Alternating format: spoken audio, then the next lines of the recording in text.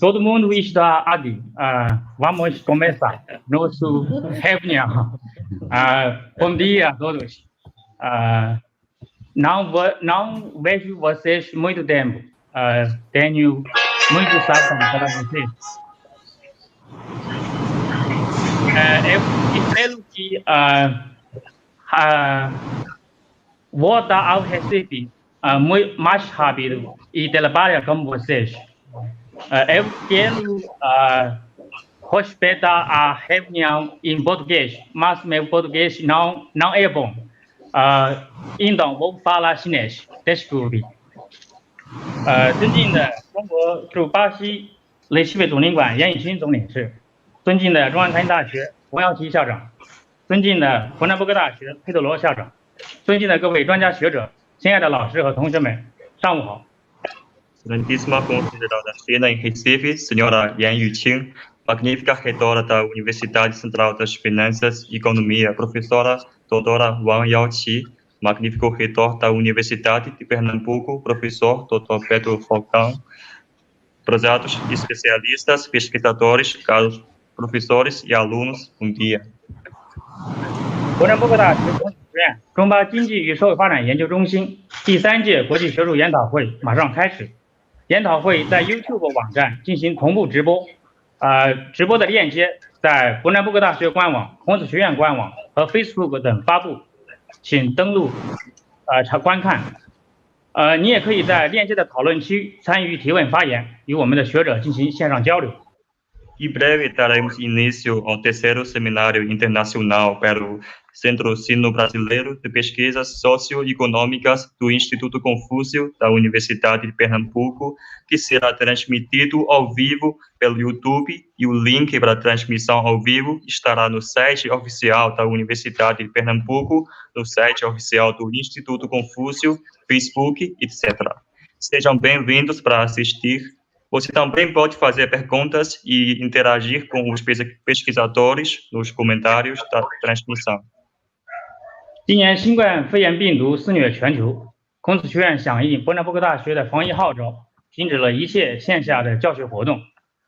本着停课不停学的原则，孔子学院积极探索如何利用网络多媒体，讲授中文、传播中国文化，以满足巴西民众学习中文和 了解中国文化的现实需求。第一，我们举办了中文云课堂，2学期共开设33个中文课堂，注册学员达到220余人。第二，举办了汉语云考试。孔子学院在5月31日首次举办了居家网络汉语水平考试，也是巴西11所孔子学院当中唯一一个居家网络考点。第三，我们召开了学术云会议。 尽管疫情阻止了我们举办线下的面对面的那个学术交流的活动，但是它浇灭不了我们对学术的热情。今天我们能够成功举办线上的学术研讨会，也是我们对抗击疫情的最好回应。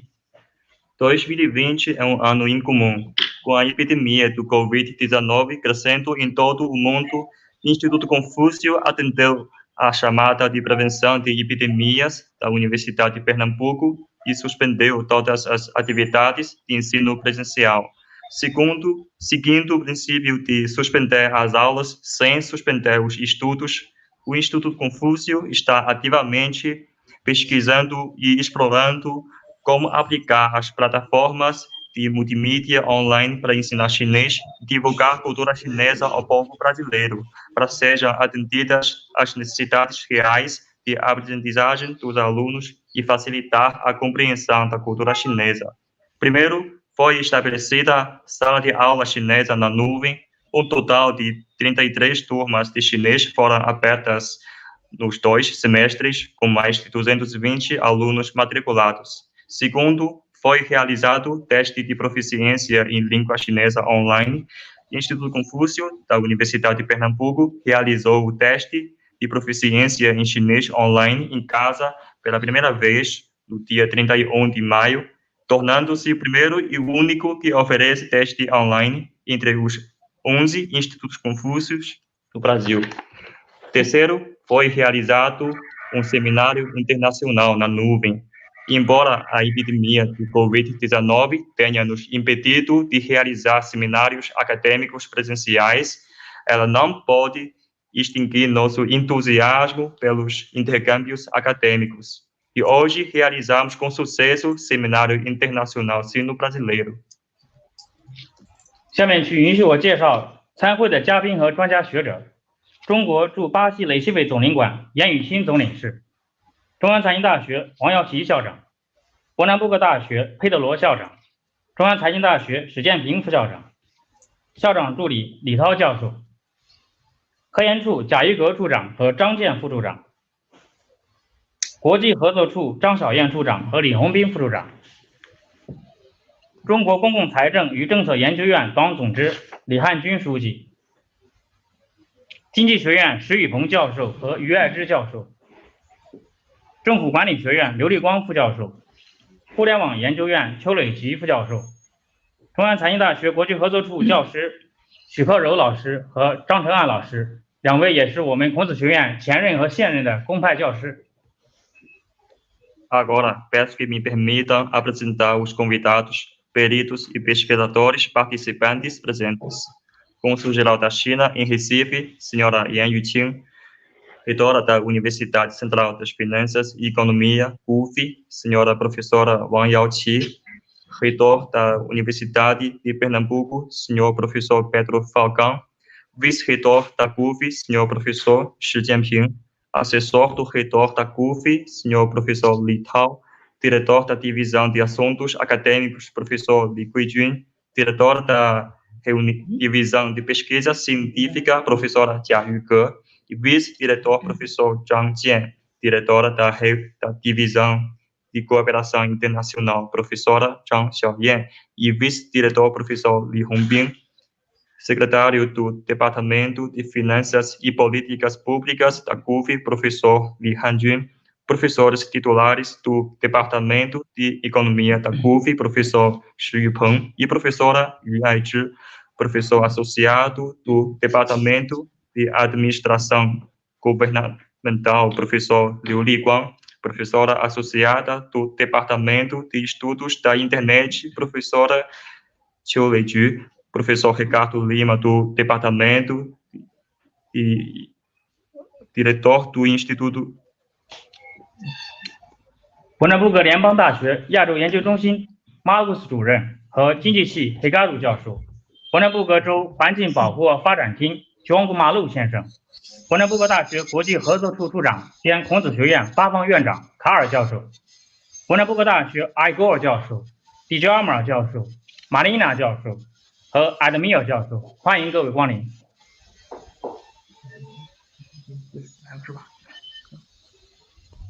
Diretor do Instituto de Estudos Asiáticos, professor Marcos Lima, assessor especial da Secretaria do Meio Ambiente de Pernambuco e Desenvolvimento do Estado de Pernambuco, senhor João Comaru, professor Carl Schuster, assessor das Relações Internacionais e diretor brasileiro do Instituto Confúcio, professor Carl Schuster, e professor Igor Magalhães, professor Djalma Guimarães, professora Marina e professor Ademir Nascimento, da Universidade de Pernambuco, inclusive professor Chico e professor Zhang Chenghan, professores de chinês que trabalham junto com o Instituto Confúcio.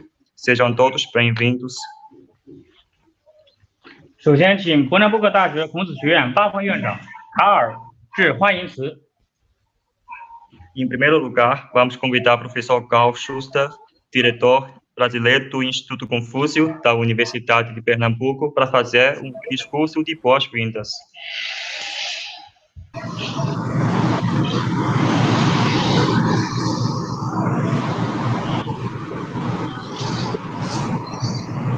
Bom dia a todos e todas. A Universidade de Pernambuco, por meio do Instituto Confúcio, vem ressaltar a importância do terceiro Seminário Internacional Sino Brasileiro. 各位教授，早上好。很荣幸代表伯南布克大学孔子学院和伯南布克大学致这个开幕词。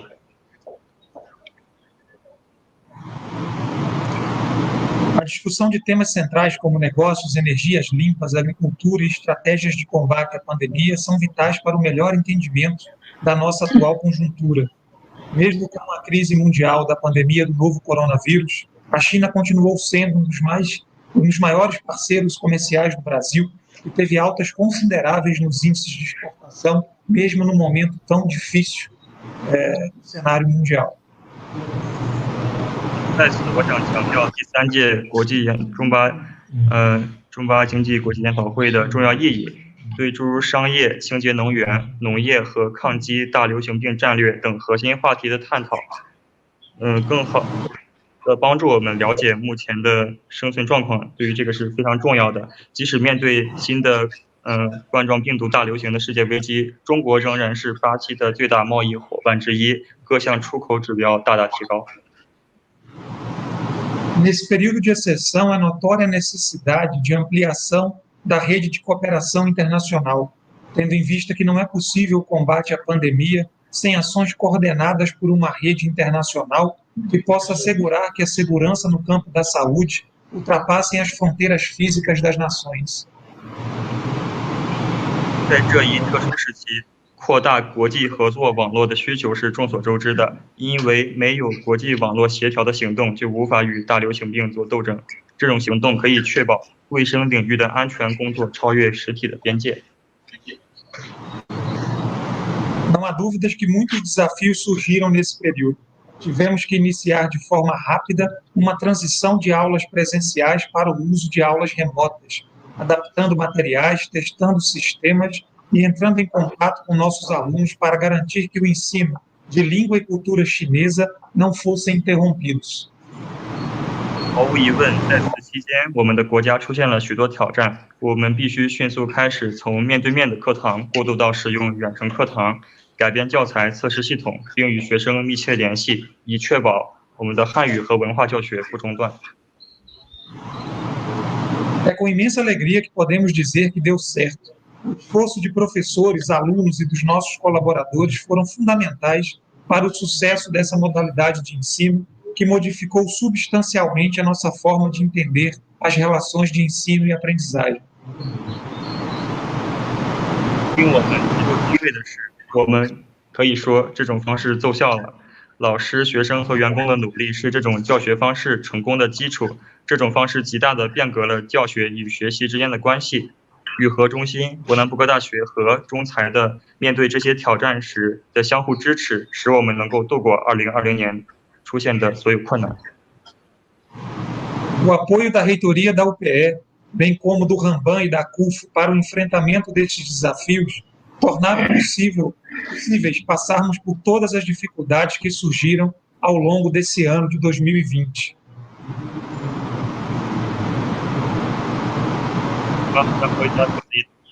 Pode continuar. Como disse no passado o político alemão Helmut Schmidt, é nas crises que se demonstra o caráter. Para avançar e conseguirmos vencer a pandemia e esse cenário que foi catastrófico em 2020, temos que retomar o que indicou o filósofo e ensaísta Byung-Chul Han, que é a retomada de um civismo, uma ação conjunta que proporcione nosso engajamento em ser responsável pelo próximo. E foi através de políticas de cooperação entre todas as instituições aqui envolvidas nesse seminário que conseguimos tocar ao longo do ano o nosso instituto com muita alegria e com muita satisfação de não ter interrompido os estudos de língua chinesa. Muito obrigado a todos e um grande seminário. 正如德国政治家赫尔穆特·施密特所说：“危机见证人的品格。”为了成功克服这种大流行病和在这种在2020年造成的灾难性的局面，我们必须像韩国哲学家、散文家韩炳哲所说的那样，恢复公民责任感，对他人负责，共同行动起来，推进我们的文化教学和学术科研事业。谢谢大家。谢谢卡尔院长。 Obrigado, senhor professor Carl Schuster. 伯南布哥大学施特罗校长一直关心着孔子学院的发展，在制度制定、人事安排、财务保障方面给予了有力的支持。有请伯南布哥大学佩特罗校长致辞。 O magnífico reitor da UPE, professor Pedro esteve sempre atento ao desenvolvimento do Instituto Confúcio e tem dado forte apoio em termos de formulação de gerenciamento, recurso humano, finanças e logística. A seguir, convidamos o professor Pedro a proferir um discurso.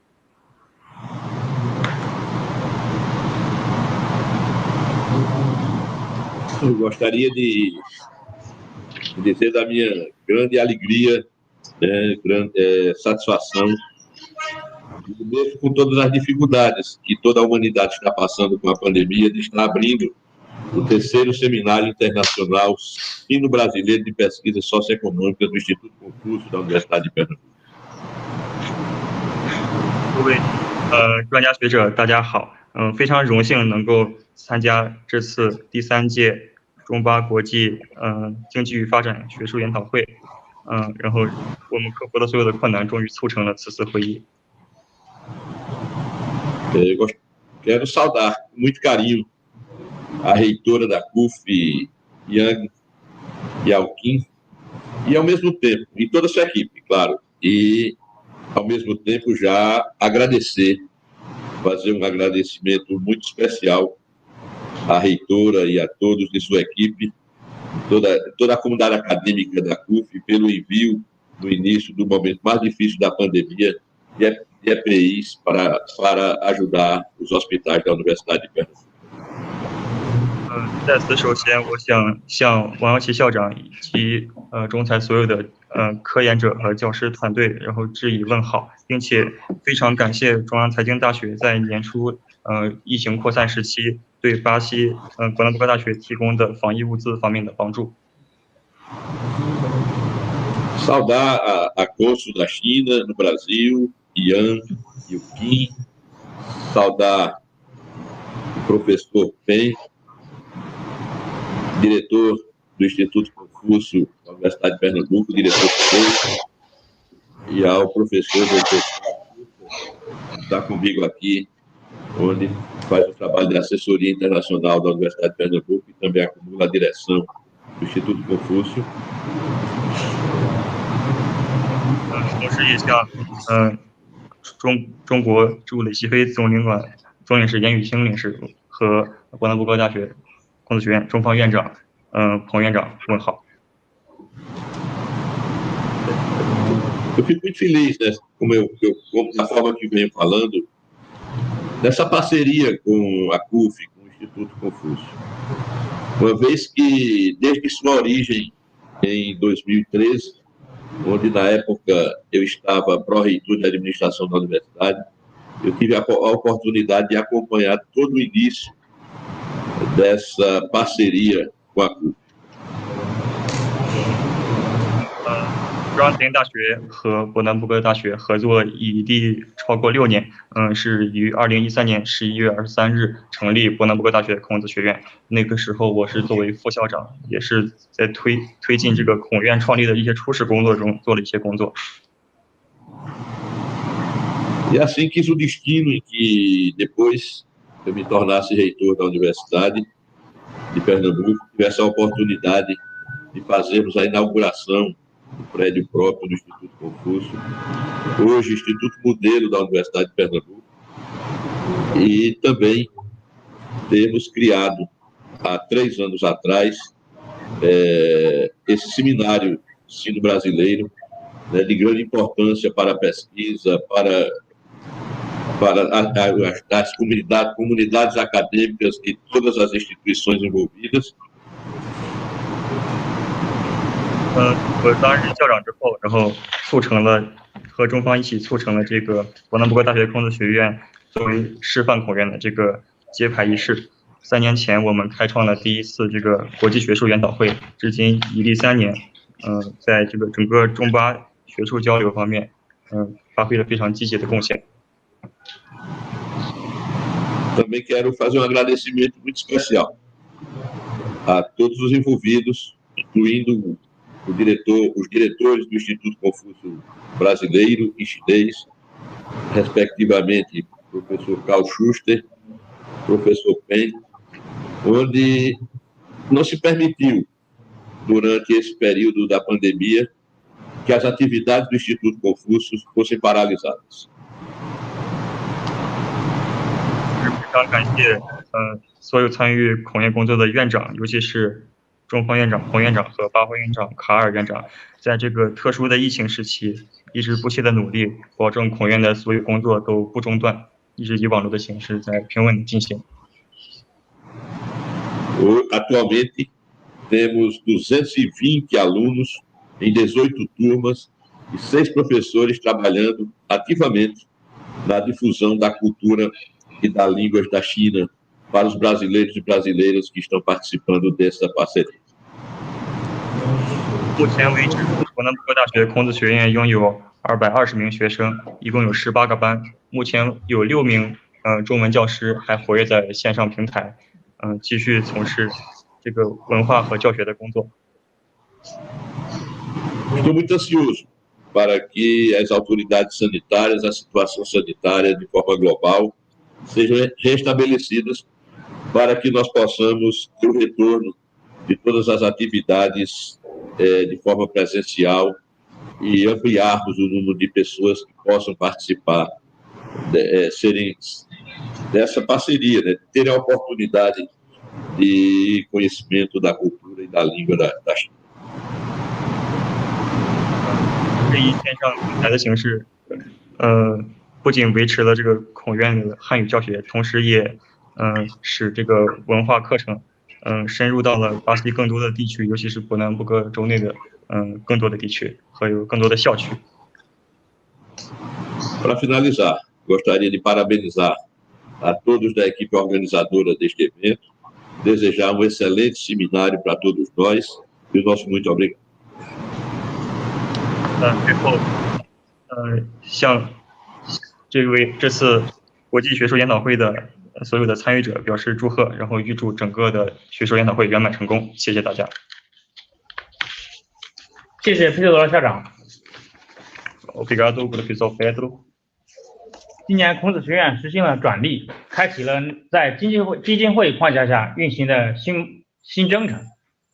中方合作院校参与的深度和广度将逐步扩大，一定会给孔子学院的发展注入源源不断的动力。有请中央财经大学王耀奇校长致辞。Este ano, o Instituto Confúcio passou por processo de transição, iniciando uma nova caminhada sob a nova regulação da Fundação de Educação Internacional de Chinês.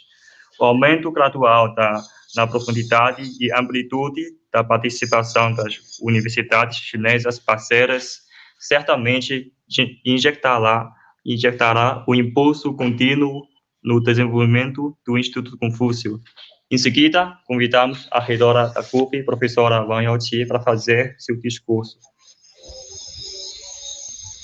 尊敬的中国驻巴西雷西菲总领馆严清乙总领事，尊敬的伯南布格大学校长佩德罗法考先生，尊敬的各位专家学者，亲爱的老师们、同学们，大家上午好。Excelentíssima Cônsul-Geral da China em Recife, senhora Yan Yuqing, magnífico reitor da Universidade de Pernambuco, professor Pedro Falcão, prezados especialistas, pesquisadores, caros professores e alunos, bom dia. 非常高兴出席伯南布格大学孔子学院中巴经济与社会发展研究中心第3届中巴经济国际学术研讨会。在这全球抗疫的非常时期，我们以一种特别的方式相聚在云端，为促进中巴两国学术交流与文化相融而努力。在此，我谨代表中央财经大学向参加会议的专家学者、老师和学生表示衷心的感谢和诚挚的祝福。Tenho o prazer de participar do 3º Seminário Internacional pelo Centro Sino Brasileiro de Pesquisas Socioeconômicas do Instituto Confúcio da Universidade de Pernambuco. Neste período extraordinário de luta contra a epidemia global, nos reunimos na nuvem de uma forma especial para promover o intercâmbio acadêmico e a integração cultural entre a China e o Brasil. Aqui, em nome da Universidade Central das Finanças e Economia, gostaria de expressar minha sincera gratidão e bênção aos especialistas, pesquisadores, professores e alunos que participarão desse seminário. 去年10月，以佩德罗校长为团长的巴西教育代表团参加了我校建校70周年的纪念活动。双方就如何深化学科建设、科学研究、文化交流、学生联合培养等方面的合作进行了探讨。11月，以中央财经大学校长助理李涛教授为团长的中央财经大学教授代表团参加了伯南布格大学孔子学院中巴经济与社会发展研究中心的揭牌仪式及第2届中巴经济与社会发展学术研讨会。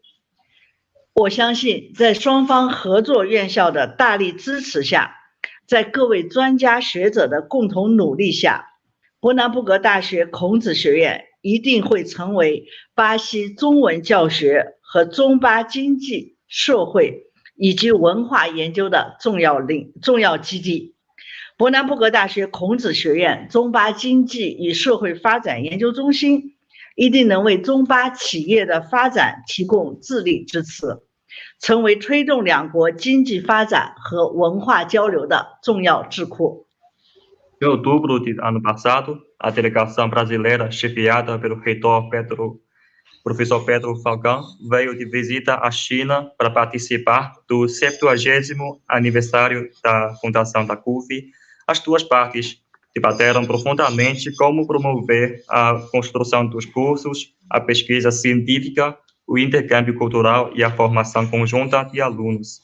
Em novembro, uma delegação de professores da CUF, liderada pelo assessor do reitor da CUF, professor Lital, participou da cerimônia de abertura do Centro Sino Brasileiro de Pesquisas Socioeconômicas do Instituto Confúcio, da Universidade de Pernambuco, e do 2º Seminário Internacional Sino Brasileiro, Economia e Desenvolvimento. Acredito que, com o forte apoio das instituições cooperativas de ambas as partes e os esforços conjuntos dos peritos acadêmicos, o Instituto Confúcio da Universidade de Pernambuco se tornará uma base importante para o ensino de língua chinesa no Brasil e estudos econômicos, sociais, culturais sino-brasileiros. O Centro de Pesquisa fornecerá apoio intelectual para o desenvolvimento das empresas locais e se tornará um importante grupo de reflexão para promover o avanço econômico e intercâmbio cultural entre os dois países. 今年，一场突如其来的新冠肺炎疫情在全球迅速蔓延，给世界各国人民造成了巨大的影响。在中国疫情严重的时候，巴西师生和社会各界朋友纷纷向我们送来问候和祝福，给予我们抗疫的力量。投我以木桃，报之以琼瑶。当疫情在巴西蔓延的时候，中央财经大学第一时间给伯南布格大学和伯南布格大学孔子学院捐赠医用口罩、防护服、额温枪、手套等物资，以表达我们同心抗疫的决心。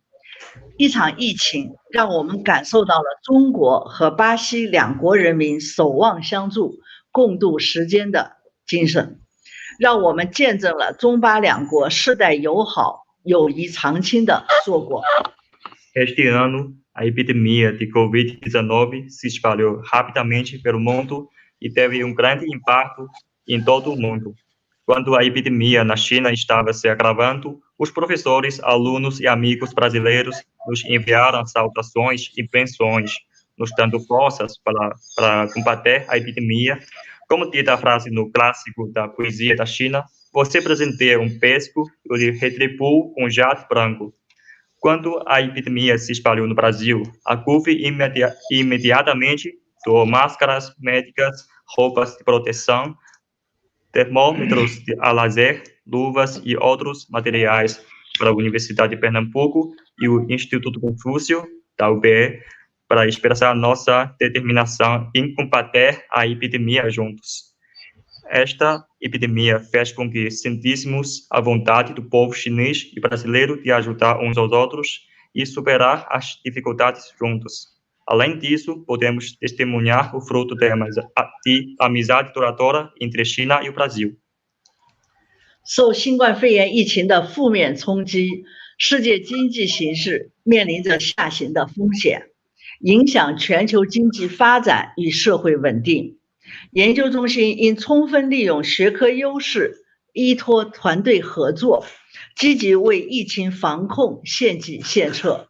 学者们可以从两国实际出发，因地制宜、因时制宜开展合作研究，为中巴两国探讨问题、分享经验提供良好的平台，为巩固两国友谊、为促进两校合作奠定坚实的基础。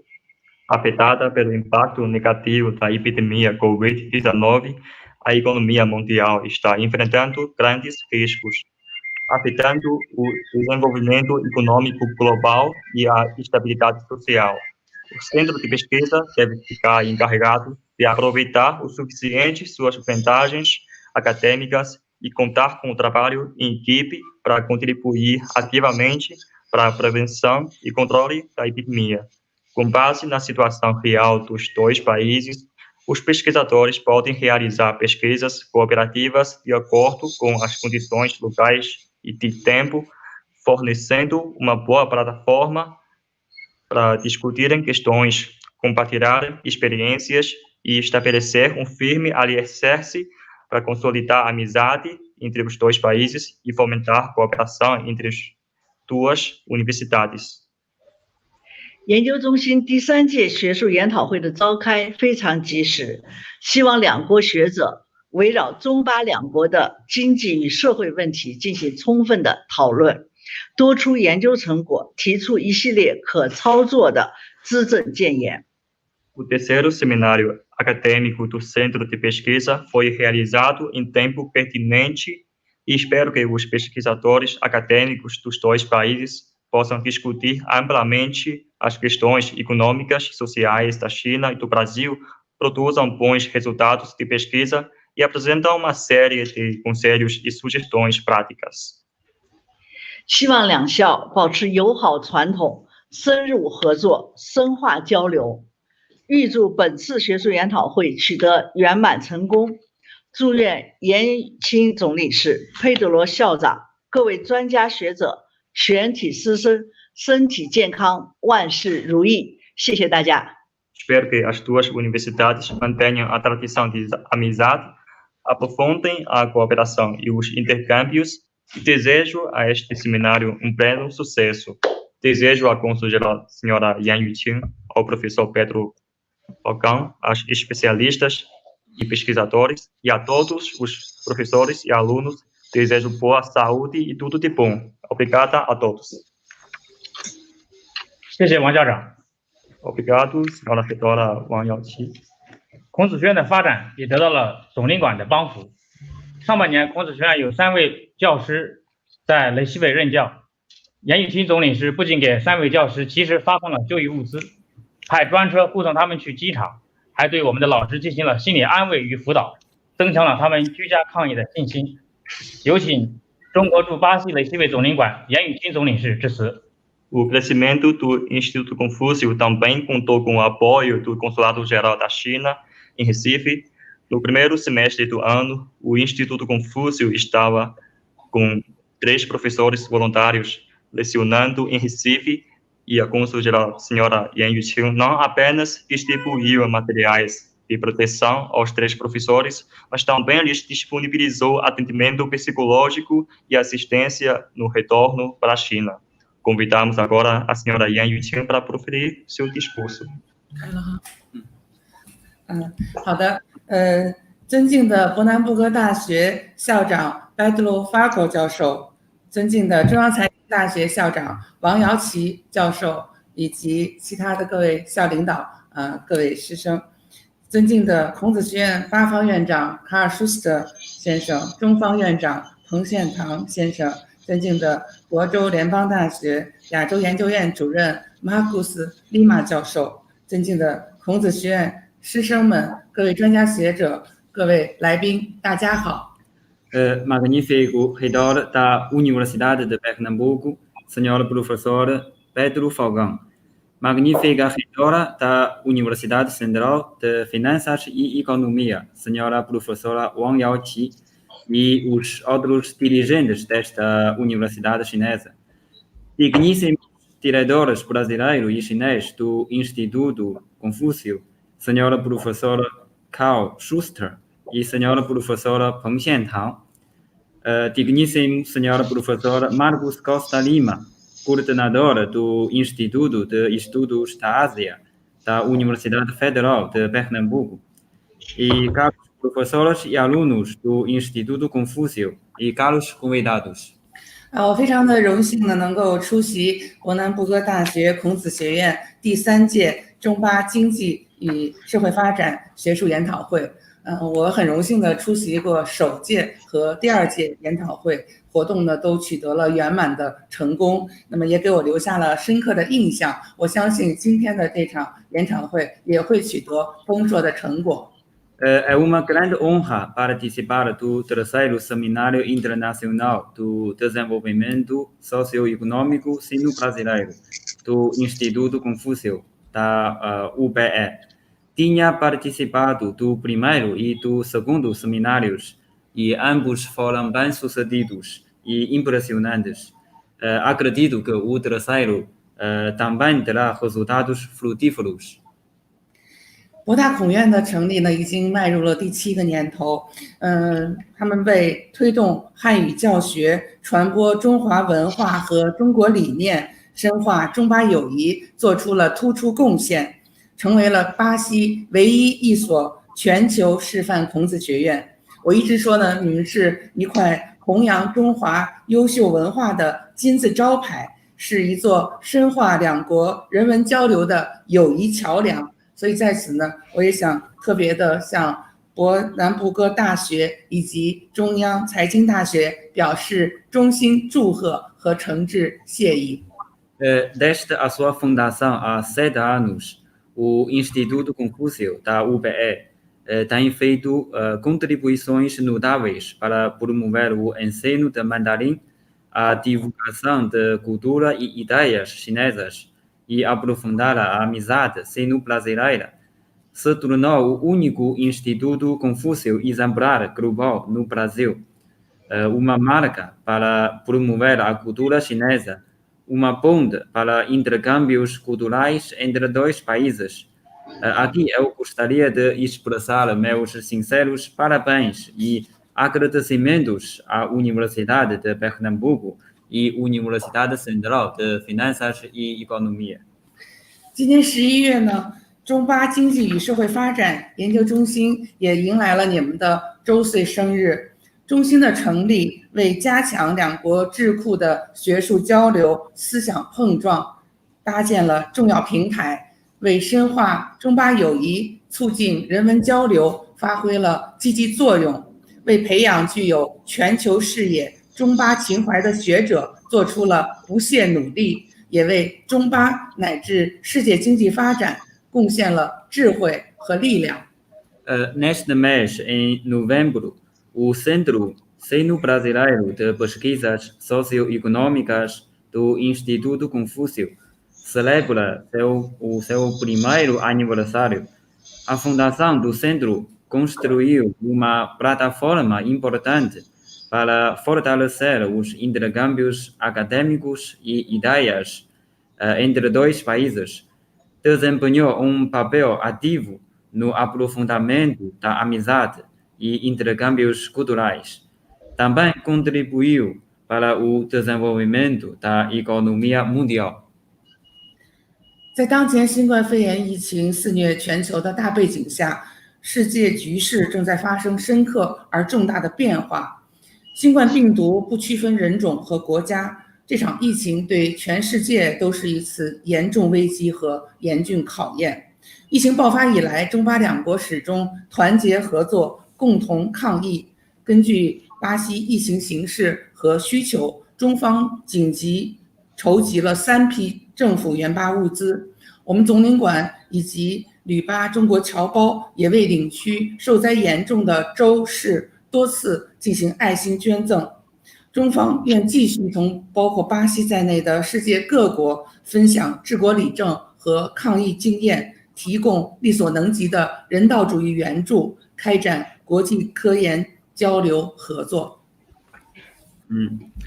Em meio à pandemia em todo o mundo, as circunstâncias mundiais estão mudando profundamente.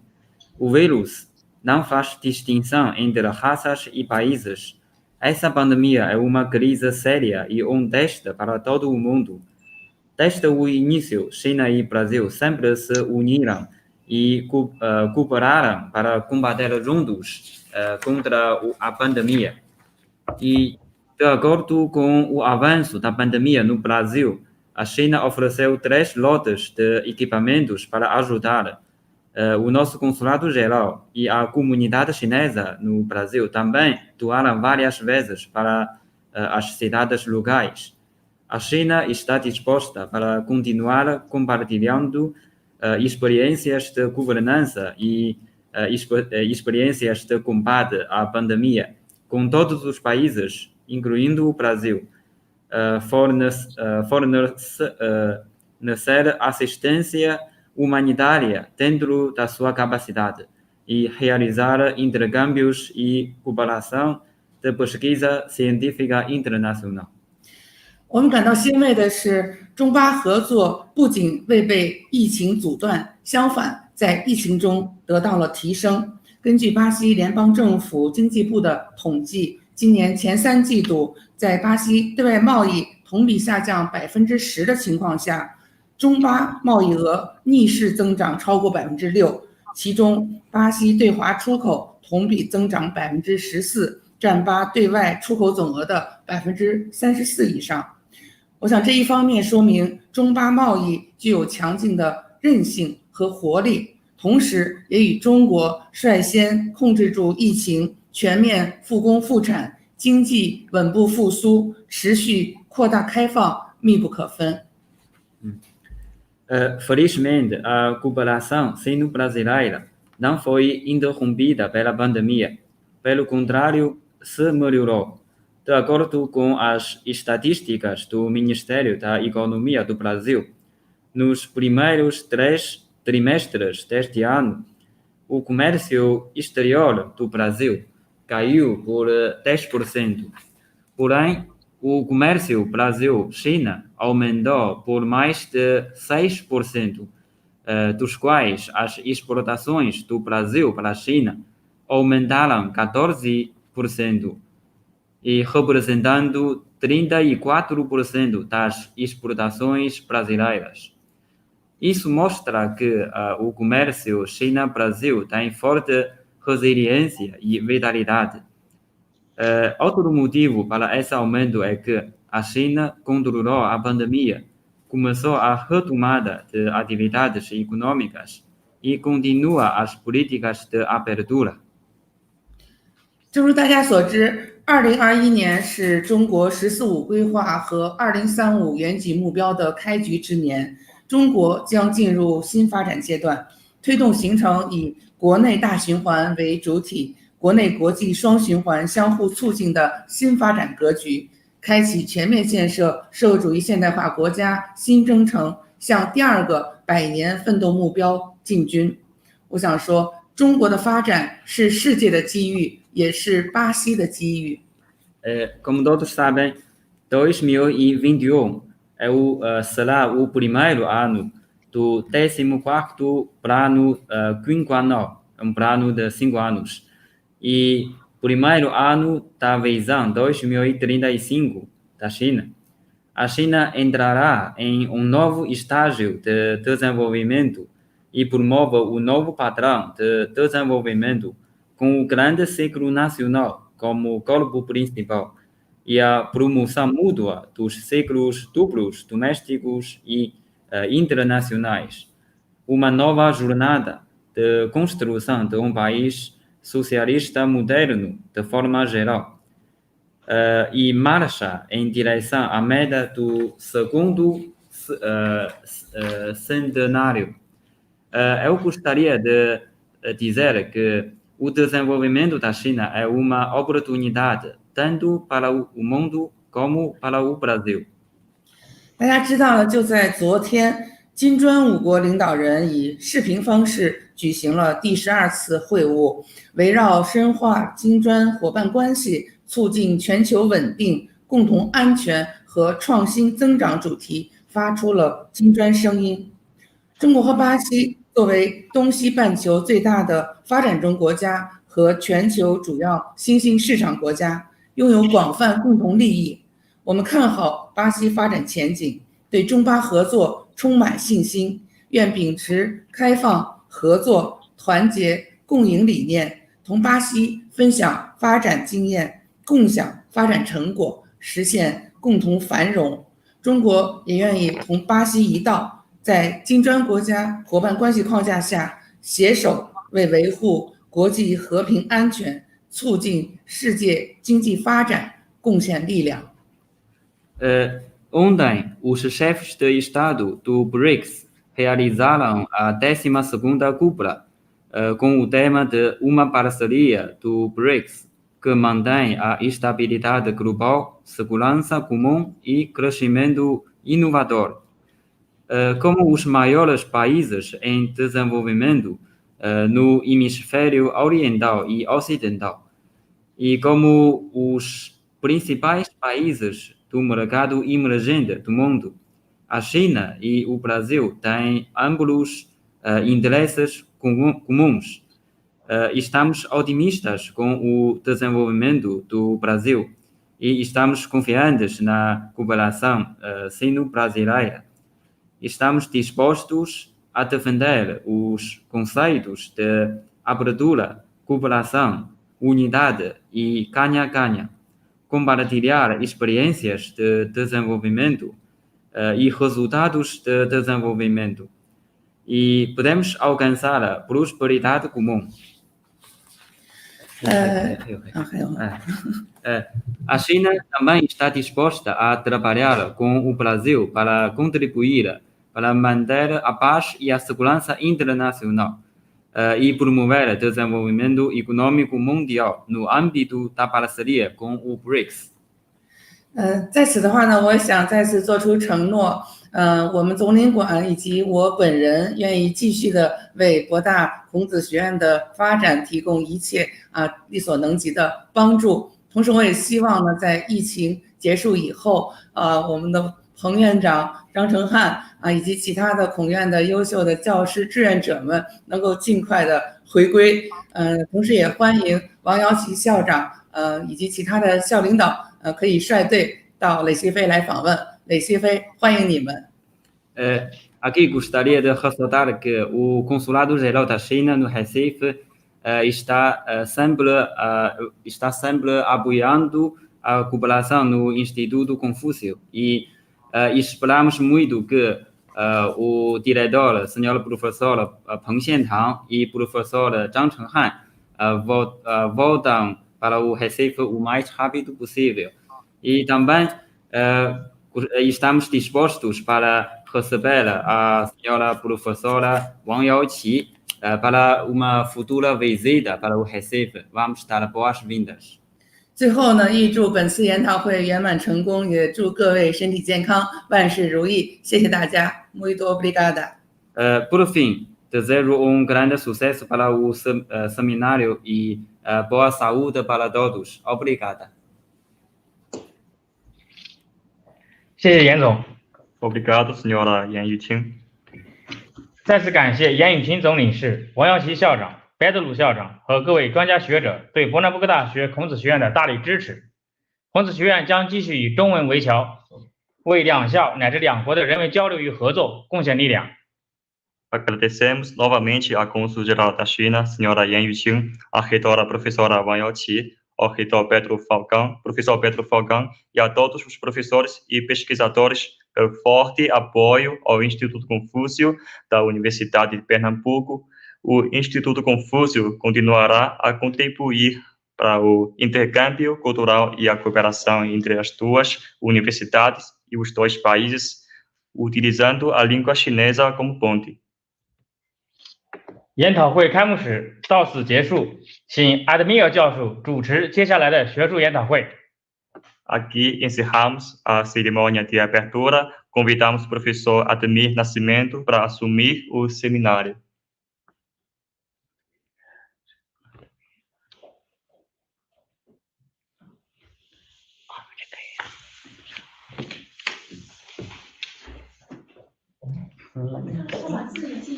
Professor, por favor, ative seu microfone.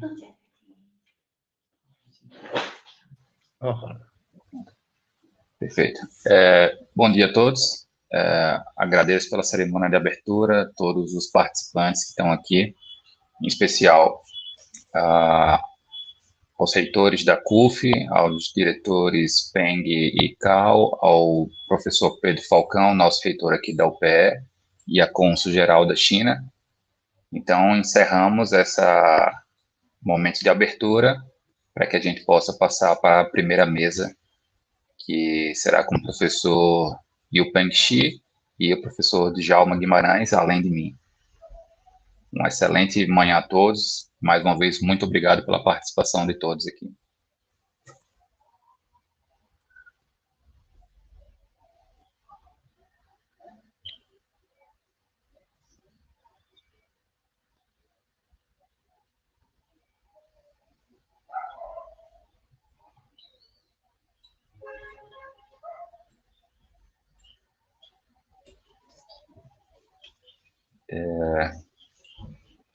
Vamos então para a nossa primeira mesa. Bom dia, professor Djalma, bom dia, professor Yupeng. Nós três já participamos de uma mesa no segundo seminário do ano passado, presencialmente, aqui em Recife, quando o professor Yupeng veio nos visitar aqui em Recife. E esse ano a gente quis trazer um pouquinho mais da discussão que a gente já tinha falado sobre economia digital num aspecto mais amplo ano passado, conhecer um pouco como foi a questão, como é a questão lá na China, toda a questão de infraestrutura, a questão do 5G, e esse ano a gente tratar de um tema um pouco mais específico, que é a parte da transformação digital. Então, como as nossas mesas elas não vão ter tradução, então em alguns momentos a gente vai ficar falando em inglês, porque o professor Yupeng, ele não fala português, ele fala só chinês e inglês. Então, eu peço licença para quem está nos escutando. Mais para frente, a gente vai permitir que o vídeo vai estar gravado, né? Vai liberar as legendas no YouTube para quem tiver alguma dificuldade. So, ni hao, Professor Yupeng. You're welcome. Can you hear me? Yeah, I can hear you. Okay. Thank you for participating with us in this third seminar. We already know each other for last year when you were here in Recife. And last year we discussed about the digital economy when you presented very well how is the digital economy in China, the 5G, Huawei, and all the big companies there. And this year, I think we could focus on the impact of the digital transformation to small business. I believe this was happening in China quickly, and in Brazil, it's more quick here because the pandemic. So a lot of companies had to be digital from one day to another. And after Professor Djalma will present research developed here and showing how companies use social media, specifically Instagram, to go digital. But first, I will ask you to do your presentation about how big companies, big tech companies can help the small business. Is this right? Sorry? No. First, I will ask you to do your presentation, then Professor Djalma, and then me. Okay? Okay, it's my turn to present my studies. Yeah. Yes. Okay. I'll share my screen. Okay. Screen share works, but screen share is based on monitor. Okay, share screen.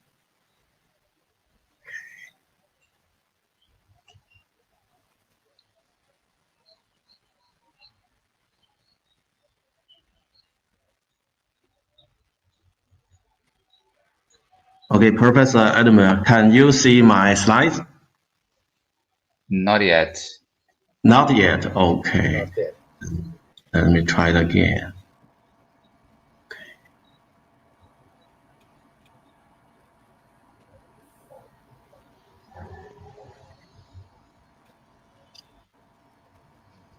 How about now? Yes, now it's okay. Yeah. Okay. So, very happy to have this opportunity to present one of my studies on small businesses in China to face the challenges of pandemic. I think it's just the COVID-19 pandemic is the most serious pandemic in the world in 100 years. As President Xi said, it is the fastest spread and the widest range of infection and the most difficult public health emergency in China since the foundation of the People's Republic of China. And the first case in China was found in Wuhan in December 2019 and spread rapidly to other parts of China. With the great effort of the government, scientists, doctors, and each individual in this country, now the pandemic has been under control and the society has gone back to normal. Here is a picture of the cases of COVID-19 in China. We can see that in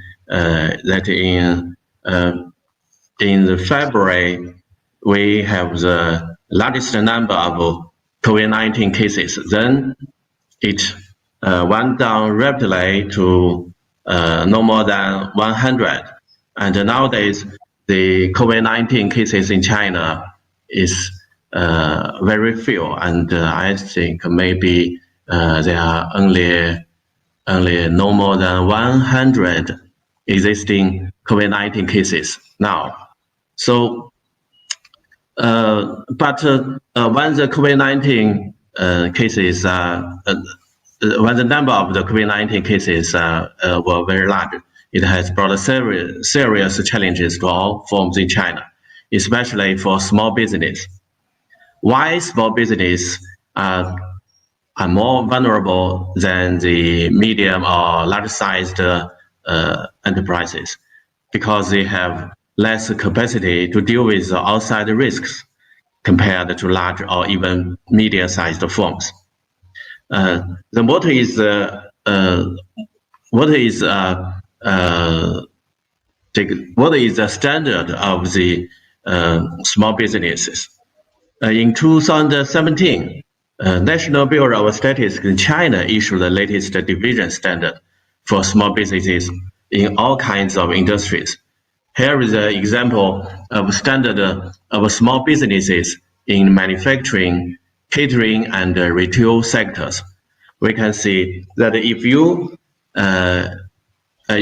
the manufacturing firm has less than 300 employees, or your annual revenue is less than $3.04 million US, then you will be treated as small businesses. When your employees is no more than 20, and all your annual revenue is less than $0.46 million, your firm will be called a macro enterprise. And the catering, as to the catering businesses, we can see when you have employees no more than 100, or your annual revenue is less than $3.04 million, then it will be called the enterprise will be called a small business. So we can see that compared to the large businesses, the small businesses in China has less money, has less employees, and they are more vulnerable to the pandemic of COVID-19. Researchers conducted a survey in February to explore how severe the situation was to the small firms. The sample consists of 1,509 firms, and most of them are small or medium enterprises.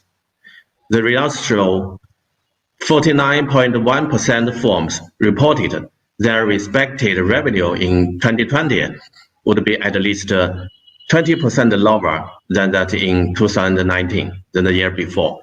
And 31.9% of firms expected their revenue would decline more than 50% in 2020. And the results also show the impact was believed more severe to firms with less revenue in 2019. And among all the pressures faced by the small firms, the cash flow is the primary pressure to small firms. 68.6% of firms has cash, which can only support their operation for no longer than 2 months. And 39% of firms has cash, which can only support their operation for just 1 month. Furthermore, the results show the smaller the business is, the greater cash flow pressure it faces. In businesses with 50 to 100 employees, the proportion of a cash balance that can only be maintained for 1 month is 36.9%. In businesses with fewer than 50 employees, this number rises up to 39.1%. And we can see that the small businesses are in a very serious situation, and actions must be taken to help them, because the small business lack of money, lack of technology, and lack of employees. They almost lack of everything, so they cannot count on themselves alone to face the challenges. Governments, large internet companies, and small business must work together to deal with the COVID-19 pandemic, especially for the small businesses. They must find allies. And the government issued some policies to alleviate their pressure. The primary goal of the government of China is to make the pandemic under control as soon as possible, so the society can go back to normal. The government uses digital technologies to trace the patient and ensure the quarantine really works. The COVID-19 disease has been totally controlled in China now, and that makes a solid foundation to carry out economic activities. This will give the small business confidence to overcome this pandemic. This is possible in China because people trust their government, especially the central government, and the people are willing to share their private data with the government. For me, I will report where I am every day, and when I go to a building, they take my temperature. When I go to take a train or take a plane, my temperature is taken. So they collect the data. They use big data analysis to analyze if this man would be a suspect case of COVID-19, and they can trace where the patient is. Okay, these measures result in sharp drop of the COVID-19 cases.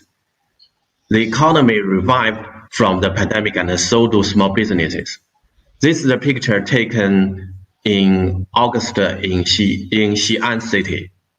we can see that people went out for dinner, went out to take a walk or to see friends, and the economy revived, and the small business can find their customers. Okay. The government also encouraged platform enterprises and small business to form allies to deal with the pandemic. According to an action plan issued by National Development and Reform Commission and the Cyber Administration of China, the government will subsidize some platform enterprises. And small, medium-sized enterprises should be provided with at least 1 year's free services from these platforms which get the subsidies. And with the encouragement of well-designed policies, the platform enterprises have stepped forward to help small enterprises. They provide financial aids, reduce rent, even provide free digital services. Actually, this measure may bring profits in the future to the platforms because the platform makes profits from the transactions of the small enterprises. And because of the network externality, the more enterprises registered on their platform, the more profit they will have. Because because the more small businesses registered on the platform is more attractive to consumers. They can find more kinds of goods. Okay, if the platform wouldn't help small businesses, the small businesses may not survive from the pandemic, and the platforms will lose its competitiveness and then lose money. So helping the small enterprises may bring higher costs to the platform in the short run, but it will bring more in the long run. In other words, helping the small enterprises is helping the platform itself. It is the optimum choice for the giant internet companies. Here are some examples. Tesla Group is a large company in China. It provided a large amount of cloud resources, including cloud hosts, databases, storage, security products, etc., for 3 months free to small businesses. Collaborative office softwares such as WeChat, Tesla Meeting, or Wall Meeting, Tesla Documentation, and other software with a maximum free quota of 500,000 per enterprises.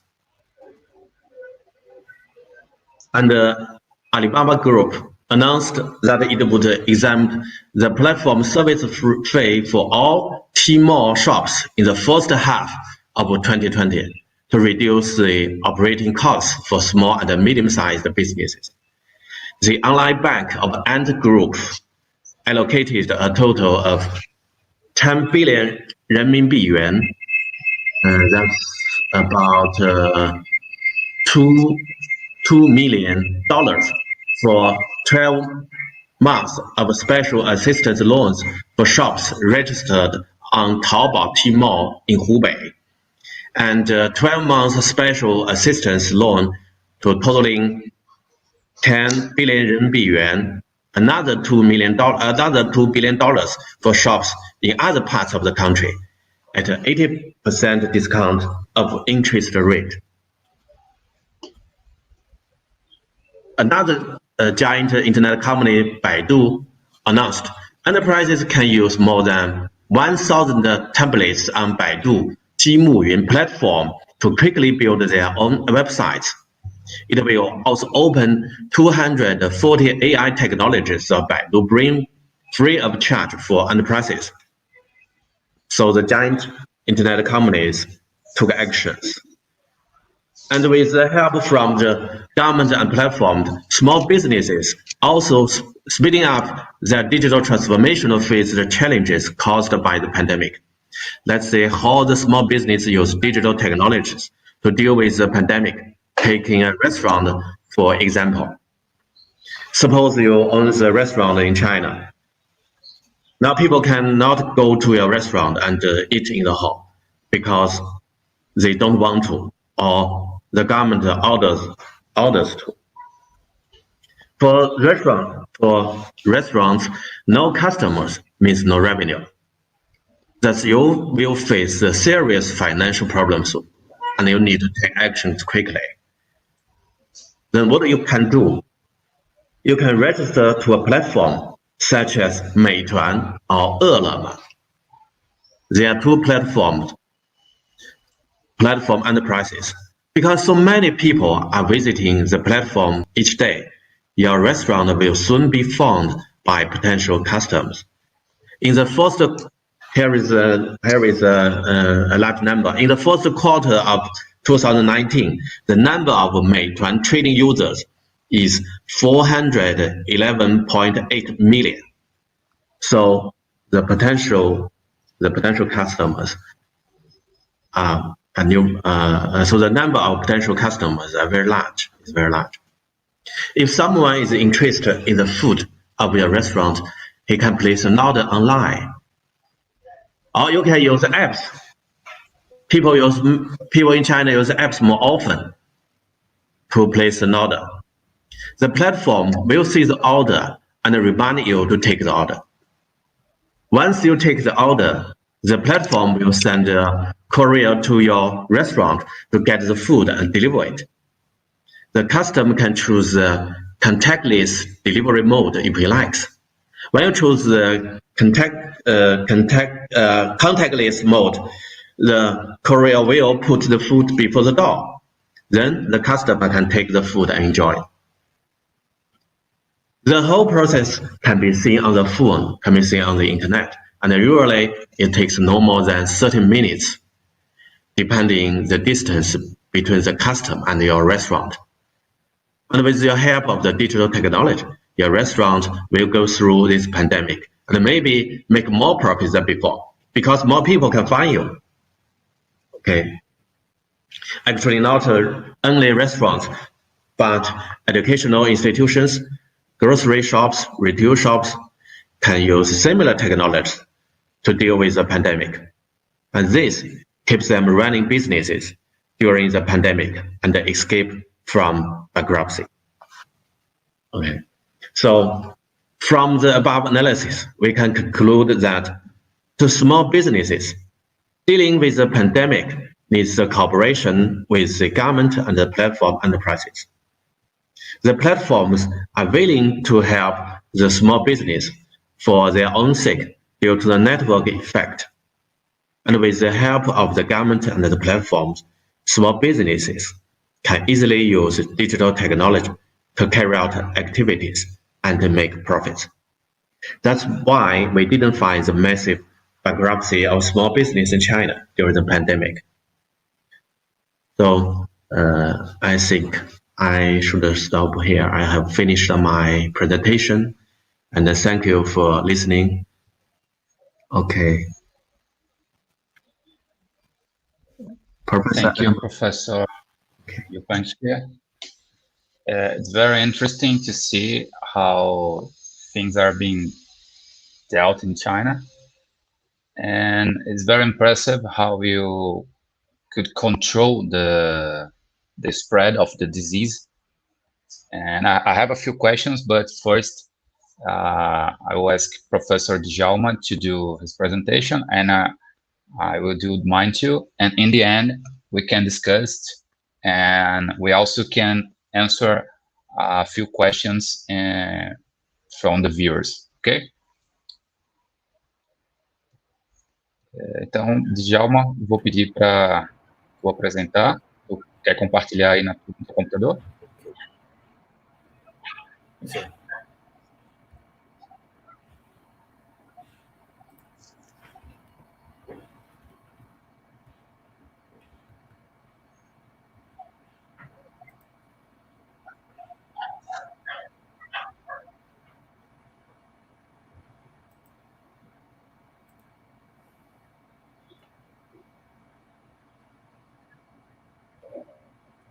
Espera aí.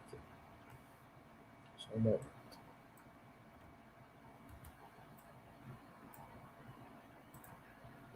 sim.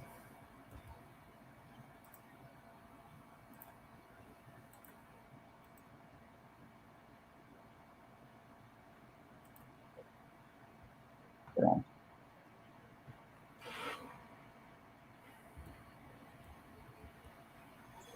So we appreciate the opportunity, Professor Yu Peng, Xi, and Professor Ademir.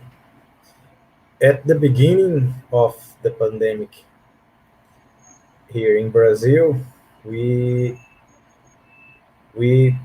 can see several initiatives from the universities to support the Brazilian society.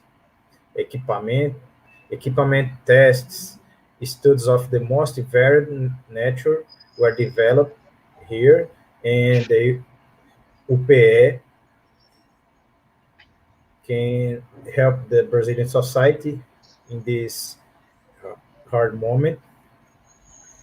In the coexistence with the pandemic, it is possible to perceive a forced digital transformation in the productive relationships of small business here. This was the context of this research. We decided to investigate the the forced digital transformation. In our study, we investigated the small business strategy, non-digital companies before the pandemic context, and it's worth mentioning that someone of the mapped strategies already exist in some organization aimed in higher income market niches. So we can see in the first figure that the transformal digitation is not present in the causes of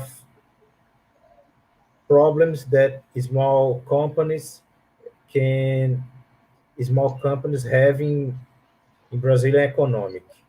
In figure, you can see that the main causes of the death of small companies in Brazil and any variable associated with digital transformation is not identified as a fundamental cause of this phenomenon. We can see lack of capital, found other opportunities, bureaucracy, taxes, but digital transformation is not present. We start our research. In the figure, we can see that the main causes.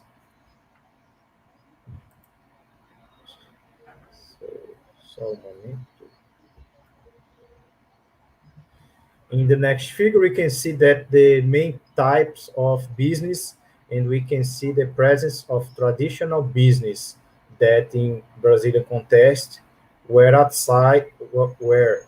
outside any digital strategy in the pandemic, especially small business located in the suburbs and large cities. So the main result of our research is we will present now. The survey pointed the clear strategy for small business disclosed through Instagram, negotiation through WhatsApp, payment by credit card, and delivery through applicative deliveries. We can see this strategy predominant association with Instagram, WhatsApp, credit card payment, and delivery by apps. It is still possible to recognize an association between payment and delivery strategies, and between marketing and negotiations. We realize an association analysis, and we can see the relationship between sales, payment, and marketing strategy, Instagram and WhatsApp, payment platform and strategy of delivery, a credit card, and delivery through bikes and motorcycles.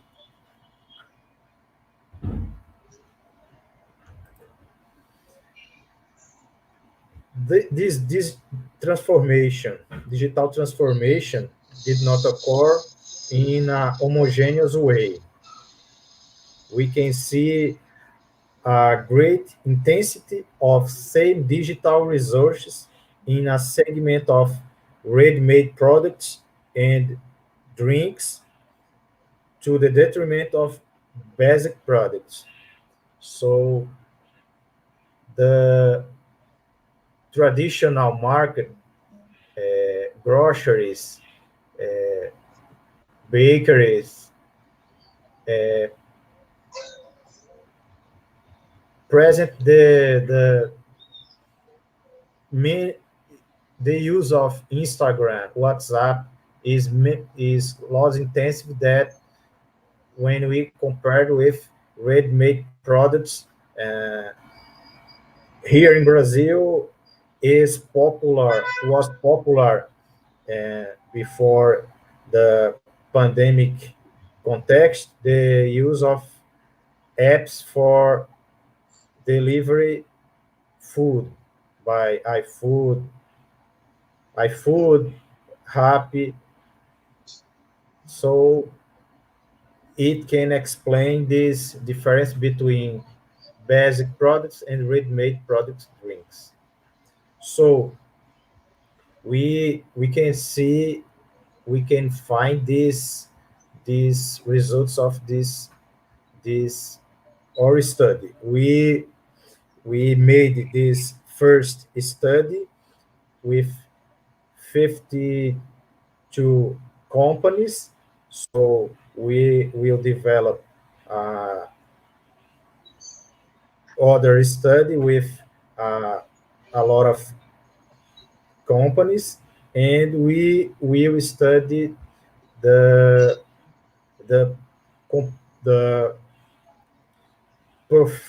profile of consumers in this context of pandemic here in Brazil.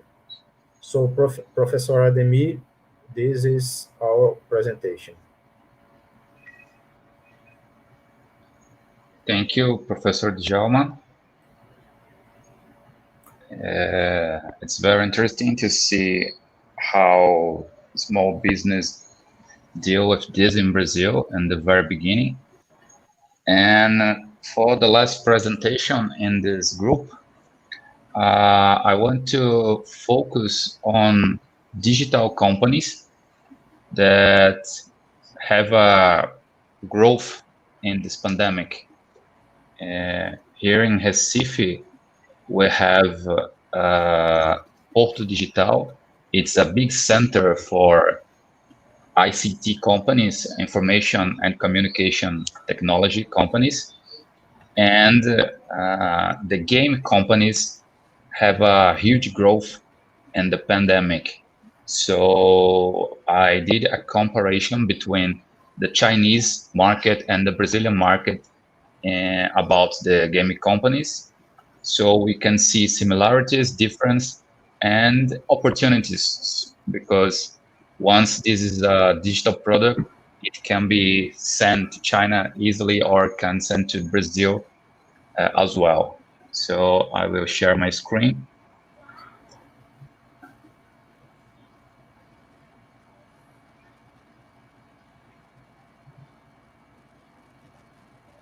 Okay.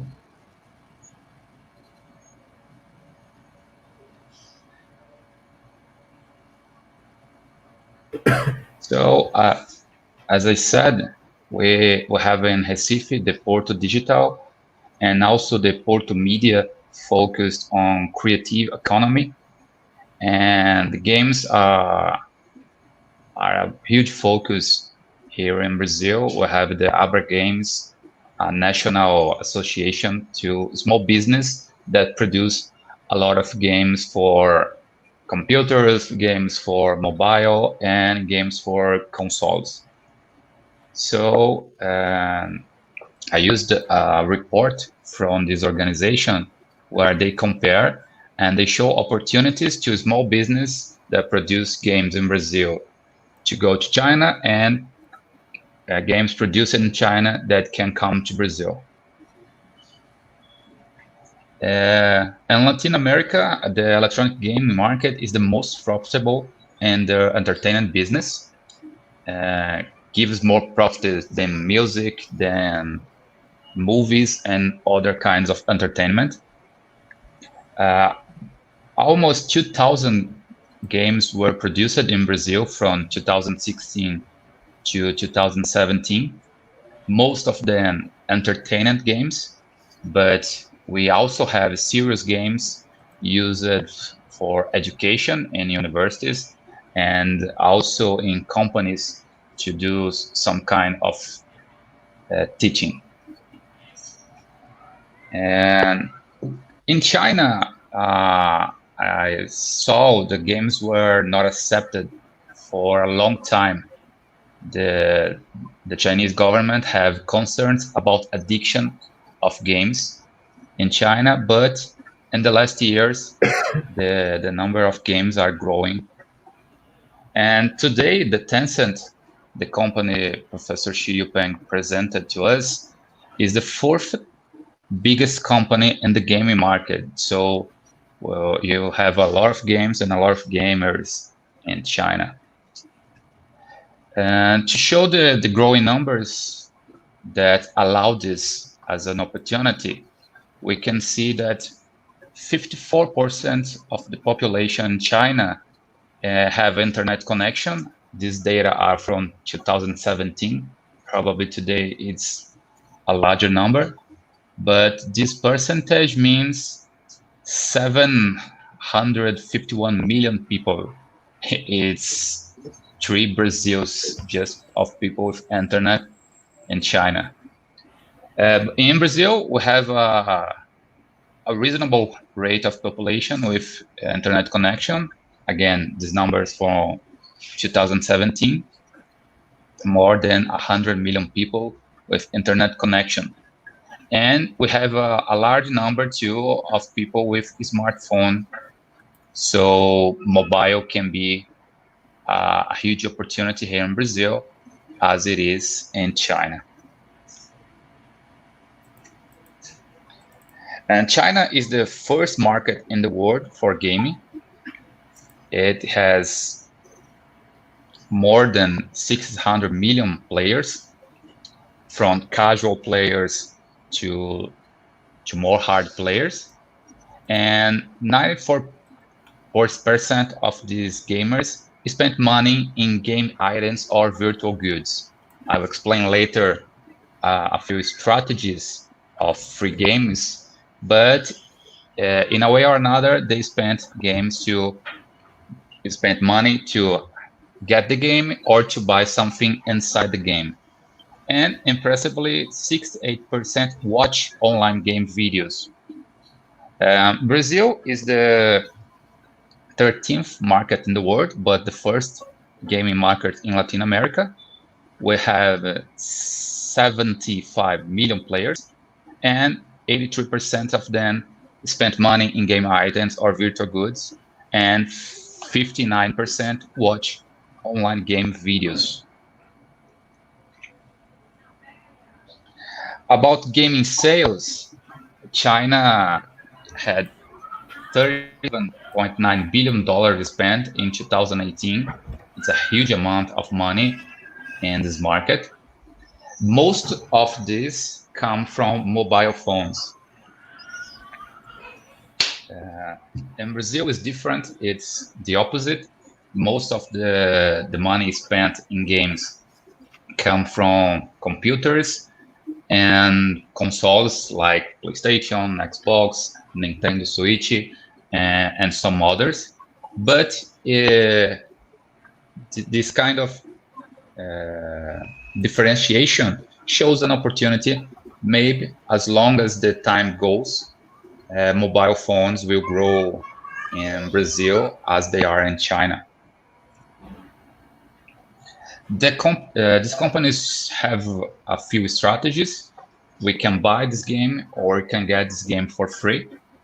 And the free games use a freemium strategy, which means they are free to play. Anyone can download and start playing without paying nothing. But they probably have microtransactions inside them. This example and this slide is Pokemon Go, one game from Nintendo in Japan that was a huge success a few years ago. It was free to play, but they have a lot of items to buy inside the game. And Nintendo had a huge growth in this revenue because of this game. A second strategy for free games is the advertising. You're free to play, but you need to watch some ads. And using these ads, the small business that developed this game can have some profit. And we also can have ads inside the gameplay. That's very used for card games or even for sports games. For instance, FIFA, soccer games, they are very, very popular in Brazil. You can do an advertise inside the game in the same way you do the advertise in a real soccer game. This is one example. It's a game from racing. You can see Burger King. We have some other advertise inside the city where you drive, and the companies can buy to appear inside your game. Is another way to get profit inside the game. Two companies have a very good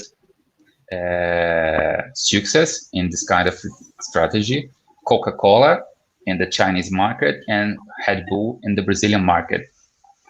And we have a few research opportunities. One of them is to try to understand the effectiveness of this advertising in free games. People will be more likely to buy the companies that do this kind of advertising, in which way they can be optimized. Another research opportunities are understand the variables used for consumers to evaluate games. We have huge big companies like Tencent in China, like Microsoft in United States, like Sony also in Asia.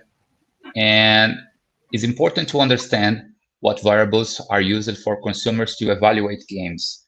It's a growing market, and for a small business, it could be an advantage to understand better these kind of variables and can get some space in this competitive market. So we can study social interaction, favorite teams. Maybe in China, they like more one team than in Brazil. Could be fantasy, sports, strategy, online versus offline games, competition games, or games where you play alone. And as I said, we have a small but considerable percentage of games used for education in universities. This is an example of a simulator for companies, manufacturing, service, or retailing companies that can be used to teach business students in graduation or in post-graduation, but also can be used for company to do some kind of education in with people inside the company, and understand also the specific profiles among gamers, and which mobile users prefer, which online users prefer, console users, and people who like to watch games. We have competitions, Fortnite, League of Legends, a lot of competitions, and a lot of e-sports growing too.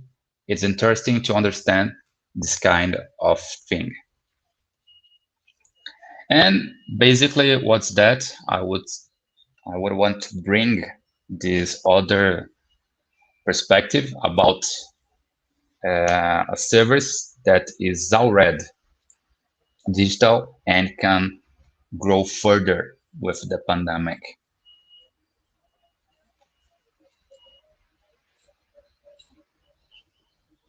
So,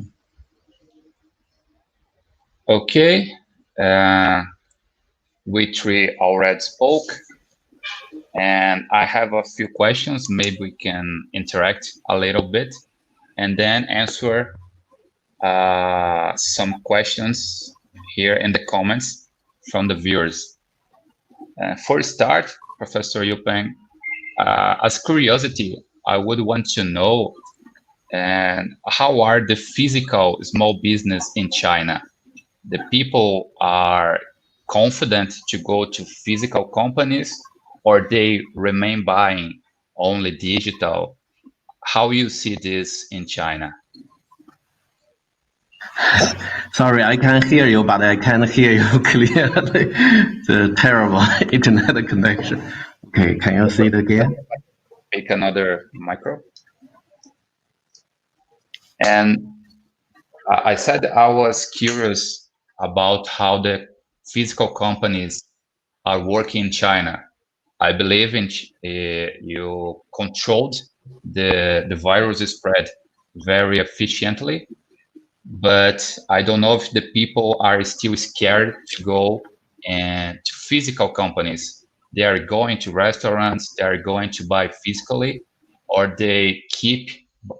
Oh, acho que ele caiu aqui.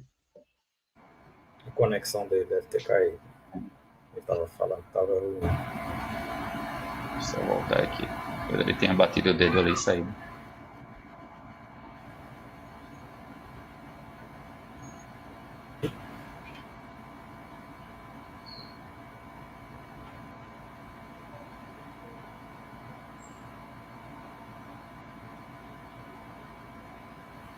Enquanto isso, eu vou separando aqui algumas perguntas para a gente poder colocar aqui.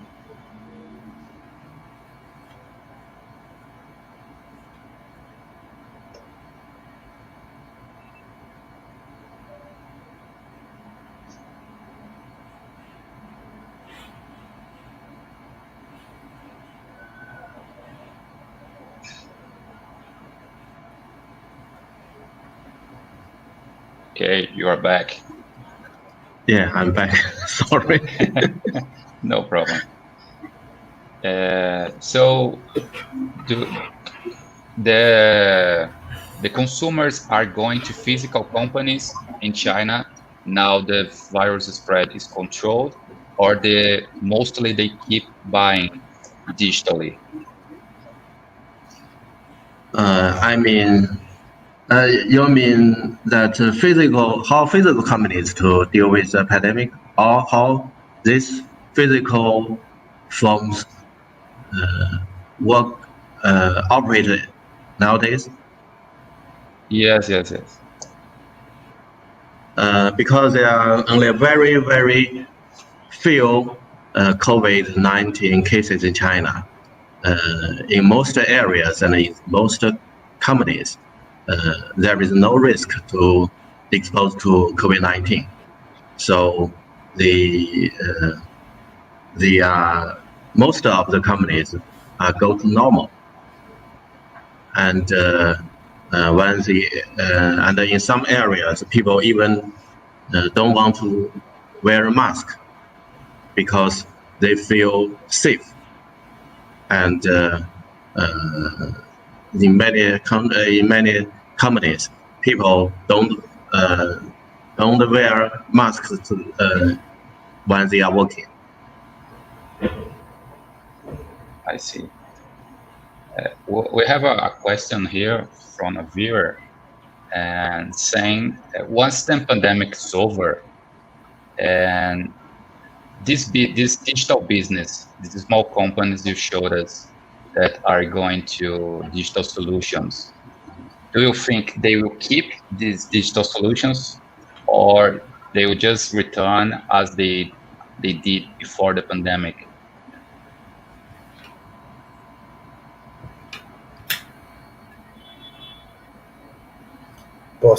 Posso começar aqui? Pode. Ok, então, agora em português mesmo, depois, como tu falaste, vai aparecer a legenda. Então, ao meu ver, isso vai depender de dois fatores. O primeiro fator é o fator concorrencial. Então, como as empresas, o teu concorrente vai se comportar, como o mercado, em que direção o mercado vai? O mercado vai apostar nesse processo de digitalização. E um segundo fator, que acredito que é o mais importante, é o aspecto do consumidor. Então, o consumidor, a pessoa que ficou em casa com alguma restrição de locomoção por conta da pandemia, ela continuará no pós-pandemia utilizando aqueles hábitos que ela foi forçada a desenvolver, por exemplo, comprar carne, comprar pão, fazer uma compra num supermercado por um aplicativo ou por Instagram, WhatsApp, por um site. Então, esse hábito do consumidor é o que vai determinar se quão perene será esse processo de transformação. Ao meu ver, é algo que veio para ficar. A tecnologia ela tem conseguido reduzir custos das empresas e tem conseguido apresentar uma nova forma de colocar o produto para os clientes. Então, sobretudo, na nossa pesquisa, nós analisamos os pequenos negócios de subúrbio e se nesses negócios que estavam mais distantes de um processo de digitalização, não que isso seja um processo propriamente de transformação digital, mas isso é um início de uma caminhada rumo à transformação digital. Então, se chegou nesses negócios, pelo menos ao meu ver, a gente ainda tem pesquisas que estão em andamento para entender até onde vai esse processo. Mas só para citar um exemplo, um dos estabelecimentos que a gente analisou começou vendendo por WhatsApp. Você enviava a sua lista de produtos pelo WhatsApp. E ele recebia, imprimia e enviava para a tua casa.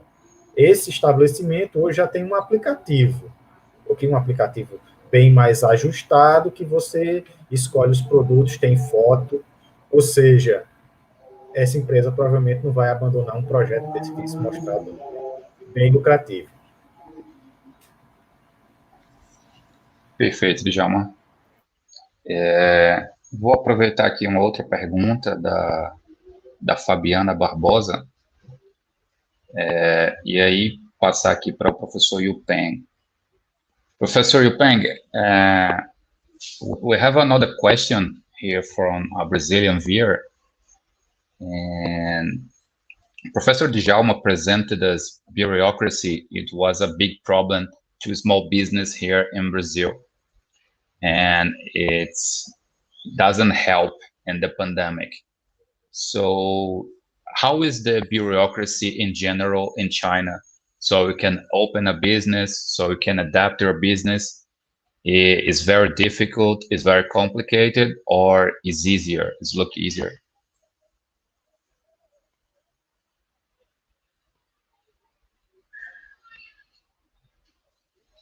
Could you hear me?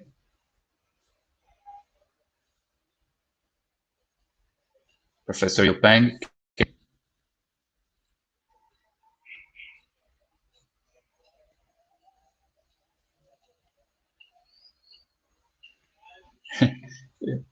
Can you hear me, Professor Yu Peng?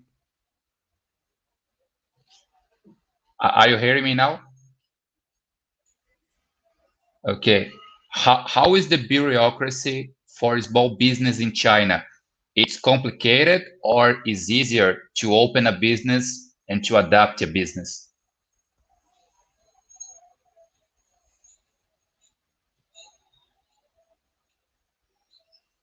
Good. Did you listen?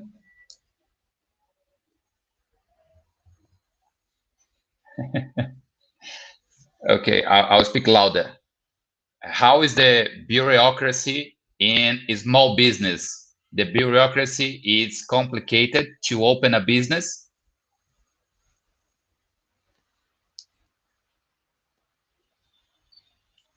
Open your mic. Your mic.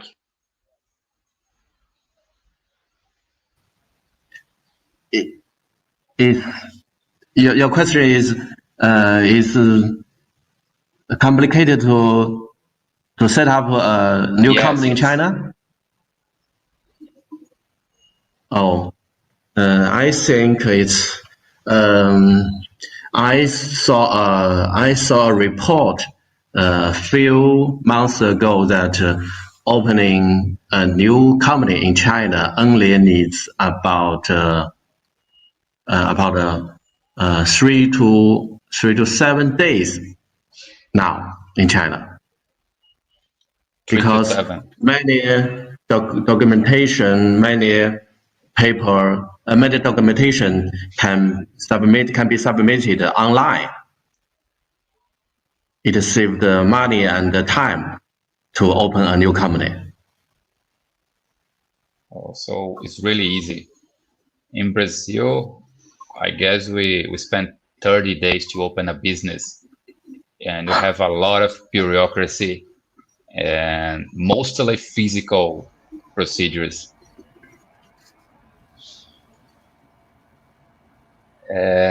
Você foi otimista com 30 dias, viu? So that's the outcome of the digital transformation of the government. Yeah, yeah. And Professor Djalma was speaking too about how the consumer behavior is changing in Brazil because the pandemic. A lot of people now are getting used to buy online, to buy grocery, to buy food, and a lot of things online because the pandemic. But the big question is, these people will get used to continuing doing this, or they will prefer to go back, to go to the mall, to go to the supermarket, to go to the restaurant very often as they did before?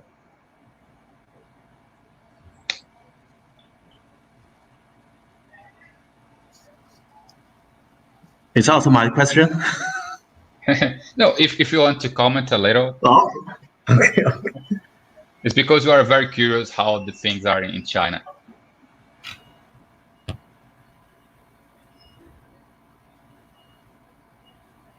Are they asking me or Professor Djalma? Yes. And just comparing, here in Brazil, we had very recent apps.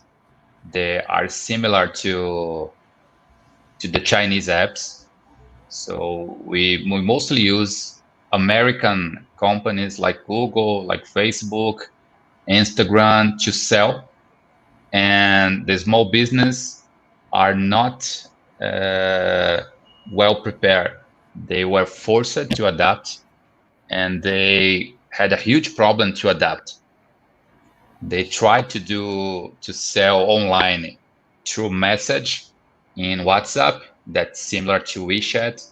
They tried to sell in social media, but later they are using specific apps, specific websites to build the online shop, online store, and keep selling digitally.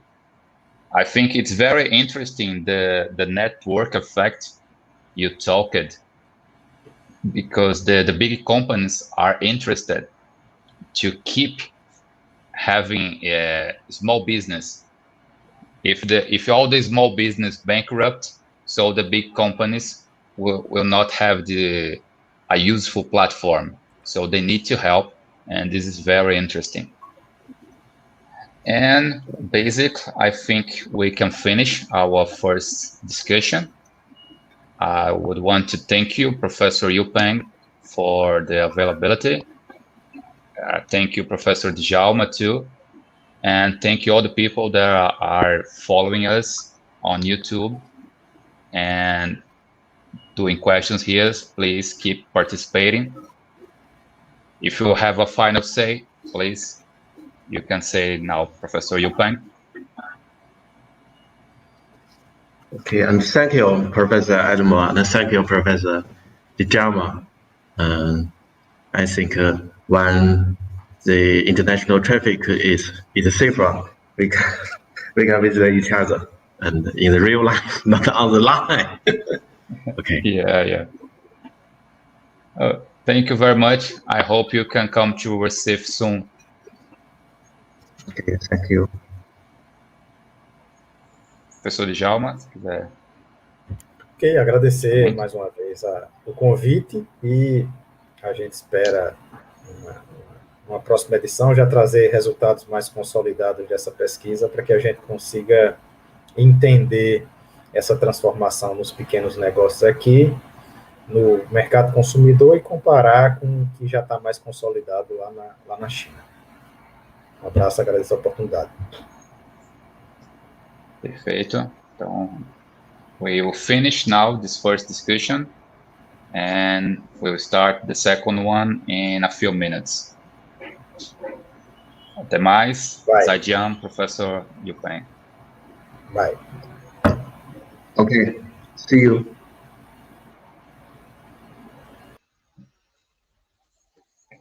Então, pessoal, a gente vai passar agora para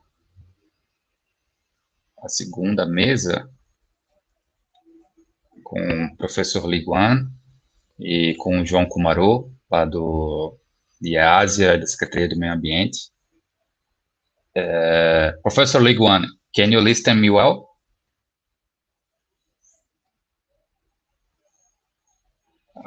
Your mic is off. Okay, can you hear me well? Yes.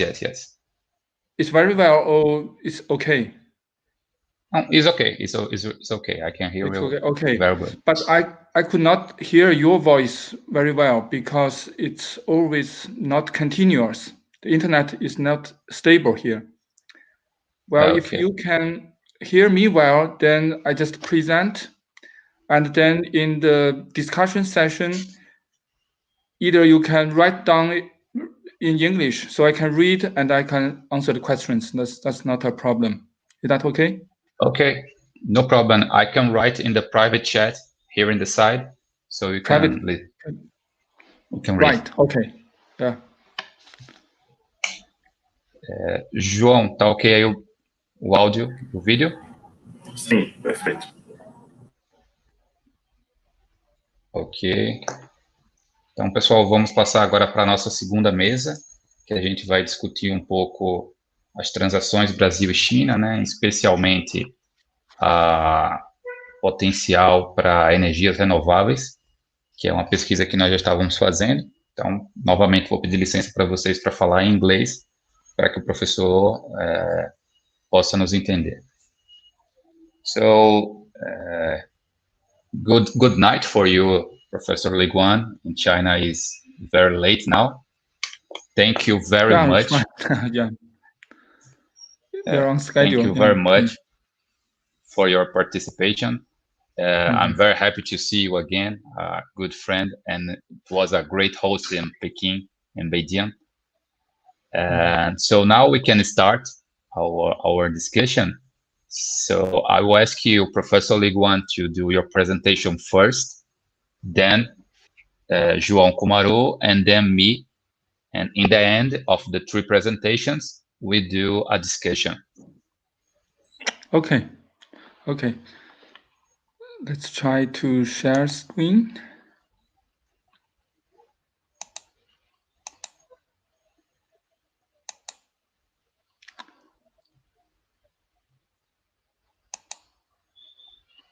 Okay, perfect. Okay. So it's great to meet you online. Yeah. Okay, thank you. It's my great pleasure to take this opportunity to contribute my preliminary thoughts on the renewable energy cooperation between China and Brazil. Actually, we have started this work, a couple of months ago on the northeast part of Brazil. They have many investment projects from China. At that time, I was very impressed that China has already invested so many energy projects in Brazil. And this investment is under the context of the Belt and Road Initiative. So what I'm trying to do today is to provide a policy transfer perspective to see if the employment of this concept can help us understand better how the renewable energy in China has achieved such a growing share. And if there are some experience or lessons that Brazil can learn from China. Here is the outline. Belt and Road Initiative, the status quo of renewable energy development in China and Brazil, the concept, and some features of China's energy governance. And finally, I provide some suggestions on the future cooperation. There is no doubt that Belt and Road Initiative is one of the most influential strategies that affects the trade, the investment, the economic development related to China and the world. It has been taken as a centerpiece of China's policy for international development and cooperation. The Belt and Road strategy was first announced by the Chinese President Xi Jinping in 2013. The belt here refers to the overland routes for road and rail transportation, whereas the road refers to the sea routes. Overall, the Belt and Road Initiative is a global infrastructure development strategy about facilitating trade and investment. It aims at improving regional cooperation through better connectivity. The BRI, the Belt and Road Initiative participating economies, represents more than 1/3 of the global GDP and over half of the world's population. However, the scope of BRI has broadened to engage more than 100 countries, including Brazil. The Belt and Road Initiative covers 6 economic corridors west from China, which includes a large energy and resource-rich part of the world. The objectives were restated actually in 2016 to focus on policy communication, infrastructure connectivity, trade facilitation, capital flow, and people-to-people exchange. Here I want to add a few words that China began to invest heavily abroad with its going out strategy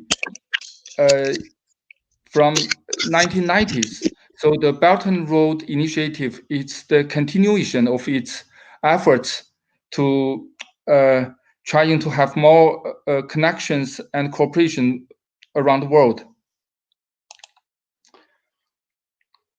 In terms of the accumulated installed capacity of renewable energy development, this picture shows the continued increased trend from 2005 to 2019. Among all the renewable energies, traditionally, the blue bar, which is the hydropower,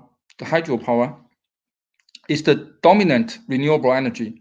However, since 10 years ago, around 2009 to 2011, so we can see that there are more, the wind and the solar have been continuously increasing. The gray bar is the wind and yellow bar is the solar. Even under the COVID-19 impact, so the demand of the renewable energy has not been stopped, so it's still increasing. This is the accumulated installed capacity. Here is the top 10 countries in renewable energy generation in 2018. China ranks the #1, followed by the United States of America, and then Brazil, and India, Germany, and others. If we look specifically the installed capacity of wind energy, so these figures are the wind energy. This is 2010, this is 2018. In 2010, China has a capacity of around 30 gigawatt, ranked the second after the United States. Where in 2018, China already ranks the first. Brazil becomes the 8th. The figure I got, the nearest figure I got is just 2 months ago. The wind capacity has reached to 223 gigawatt. So it's quite a large amount of, number. Professor Li Guan, excuse me. Okay. I think your slides are just in the first page. Okay. In the first page? Yeah, we can see a little of them in the side, but they are not following. Oh, but mine is the page 6 in my computer. I don't know, it shows that we are sharing the window. What's wrong with that? Yeah, you are sharing the window, but it is in the first page of the slide.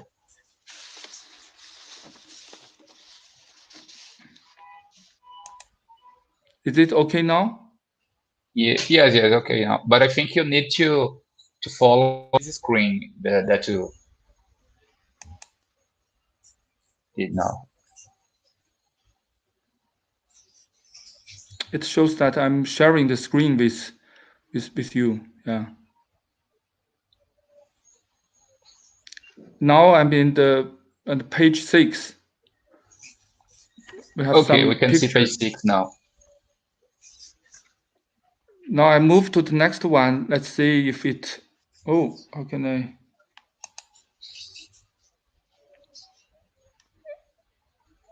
Oh, I can't move.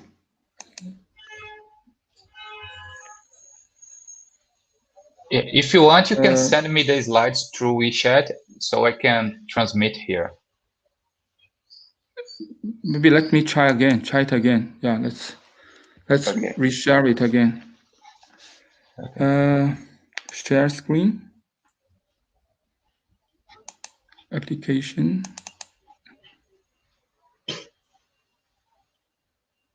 What can you see?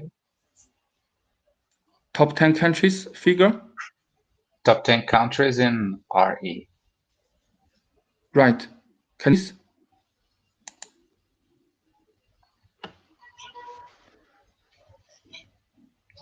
You are using two screens?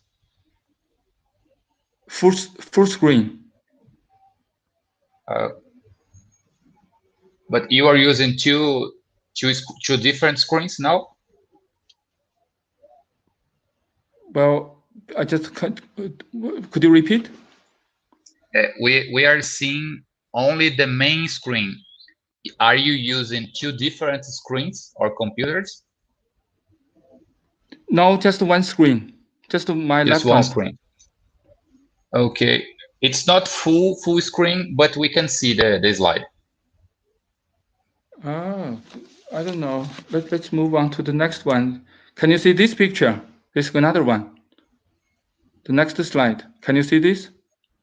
No, it's still in top 10 countries. I don't know how to cope with that. Okay, now it is. Annually added RE.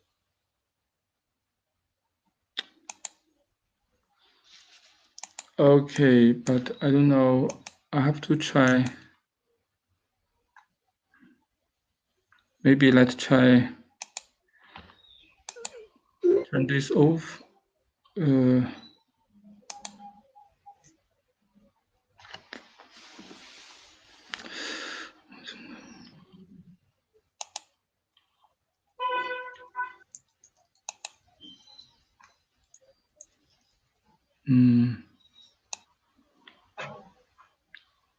Let me try another file, PPT file. Let's see if this works.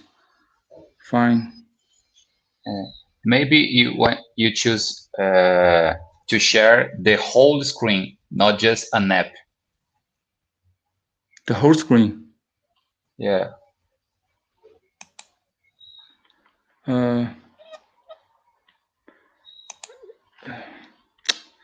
Let me see. Or you just can send me through WeChat, and I can project here to you.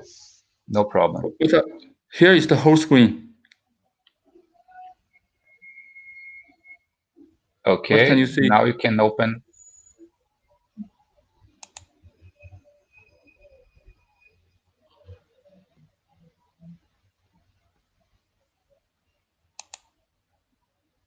Is this fine? Okay, we can see now. This is page 5. Can you see this? Perfect now. Perfect now, okay. Yeah, then I move on. Here is the wind capacity in 2010. China ranks the second. And in 2018, China ranks the first. Yeah, with a very high number, and Brazil ranks the 8th. So can you see it? Another picture? Yes, we can see. Okay, this is the annually added renewable energy capacity in China. So we can see from the history from 2001 to last year, 2019, the hydropower, solar, and wind are the dominant. These three are the dominant sources. Definitely, there are some years up and down, but the trend is still increasing. The hydropower hydropower's share has been decreasing after 2013. That's simply because there are more and more energies coming from the wind and the solar.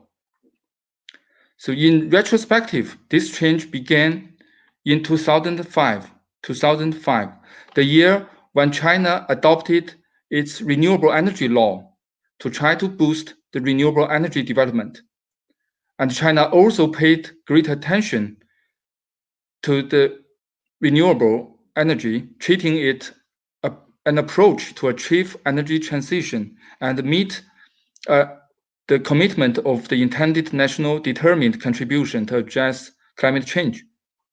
With the technology breakthrough in wind and solar application, China actively promoted policies to support wind and solar application to encourage the domestic equipment manufacturing. So this happened around 10 years ago.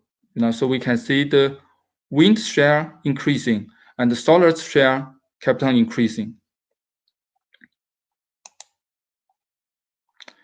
The situation in Brazil, the annual installed capacity change, is shown here. Traditionally, hydropower is the dominant one.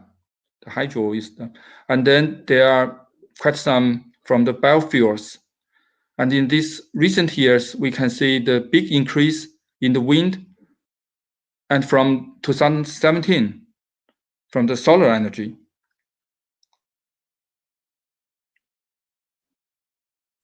Okay.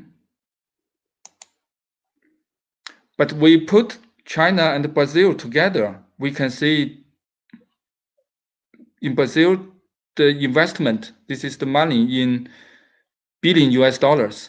So the investment in energy, so the Brazil has only a small share compared with the China's big share, but it also means it has a great potential in the future to invest in the renewable energy. Policy transfer is widely understood as a process by which knowledge of policies, administrative arrangements, institutions, ideas in one political system is used in the development of similar features in another. So the reason I employ this concept is to say that given the fact that China has made dramatic progress in renewable energy development, what challenges that China has confronted and how it has dealt with them. So we can learn something from that. But Brazil or other countries can learn from this experience. Are there some lessons Brazil or even China can learn from it, can draw from it? Of course, in the process, we have to put international, domestic, and specific domain context into consideration.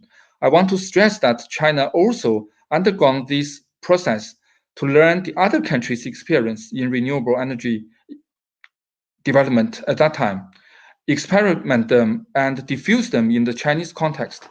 So in such cases, policy transfer can be treated as a dependent variable as well as an independent variable.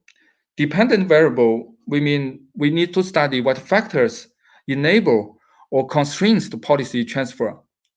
What I mean by independent variable is what are the outcomes of the policy transfer.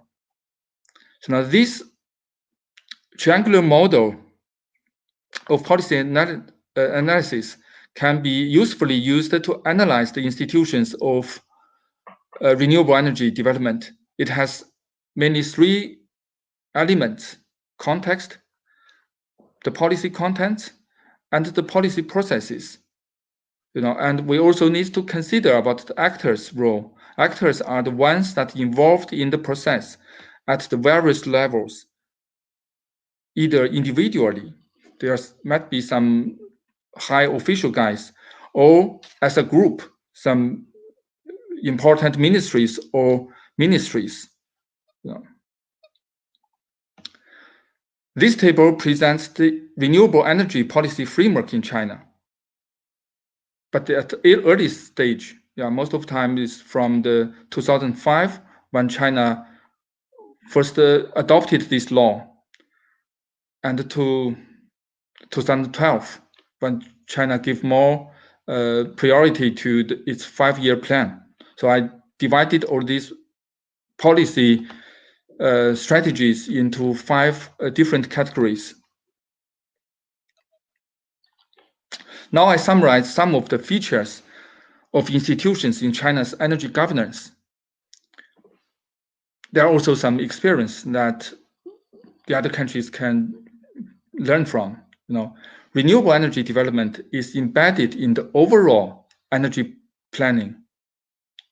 China takes efforts to integrate the policy support from the government and the market incentives. For example, some renewable portfolio standards or feed-in tariffs is all learned from the America, from the EU, from Australia, from Japan, and then transferred into Chinese context. Okay, and China takes its 5-year plan approach to set specific targets for each component of energy sector and maintain some degree of policy coherence. Every 5 years, it has its 5-year plan. Central government plays the dominant roles. This is partly because the nation culturally recognize a high degree of concentration on the center, and top-down controls and responsibility sharing systems are the main characteristics of its policy implementation.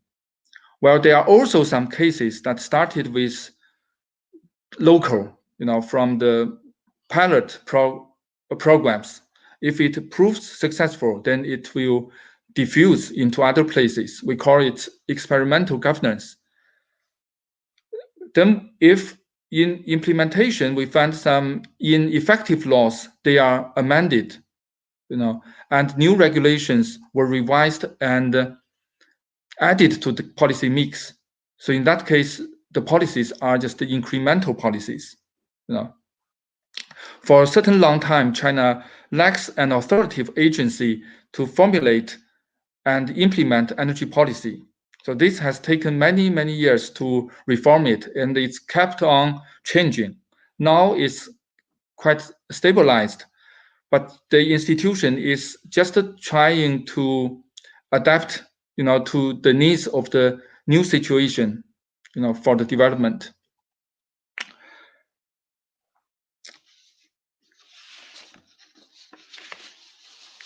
For the Chinese Trade, Investment, and Technology Cooperation project with Brazil, we can divide them into 4 types, generally into 4 types, this cooperation. The first one is the project construction cooperation. These projects are invested by the local companies in Brazil, where China just exports their equipment products due to its advantages in design, equipment manufacturing, element integration. This is the first category. Second is the energy project investment cooperation, in which Chinese companies invest in Brazil on its own, trying to find its projects there. The third type of cooperation is the equity investment and mergers and acquisitions. I think this type of categories, type of cooperation, that it has caused some concerns, globally or in Brazil. And that means the Chinese companies and Chinese financial institutions carried out shared acquisition and merger deals in energy sector in Brazil. It is very complex process that is frequently under the national security review and draw many international concerns. So I call this the third type of cooperation. The fourth one is the technical exchange and cooperation. So between governments, enterprise, financial institutions, think tanks, instead of putting this together, so we study about the technology cooperation between China and Brazil. So it would be preferable to single them out, so we can focus on one type of, cooperation, undertake an in-depth study, so not mix them together. I provide some suggestions on the improvement of the future Brazil and the China cooperation. Now, the first is to promote the high-level policy dialogues and policy coordination, especially at high levels, to jointly create an open, transparent, and enabling investment environment and formulate specific cooperation guidelines to promote cooperation among businesses. The second is to build high-quality energy cooperation demonstration projects as explanatory models. Then we study about this demonstration project, why it is successful or why it fails, in implementation. Also, to encourage the technological innovation cooperation and encourage Brazilian businesses to invest in China. The third is to carry out joint research on policy and technology transfer. Here I treated policy transfer is taken as the soft part of the technology transfer. It is the hard part, and here is the soft part. But it helps to explain how the policies has processed in one country and led to a certain outcomes, and it can be learned by the others. So the both countries can benefit a lot from this knowledge sharing. So much is my preliminary thoughts. Thank you very much for your attention. Thank you.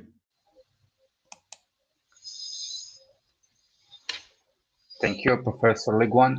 It was very interesting to your explanation. We already were working in this team for a few months. And before the discussion, I will ask João Kumaru to do a presentation too about the Northeast. João, tu quer que eu compartilhe aqui? Sim, por favor, se tu puder, é melhor para a conexão. Como eu vou estar com a tela cheia, tu vai me falando para eu passar, que eu não vou estar vendo você, sabe? Tá bom, ok.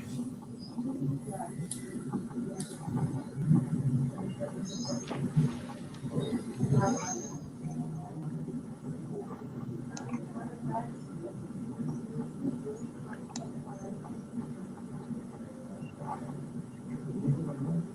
tá bom.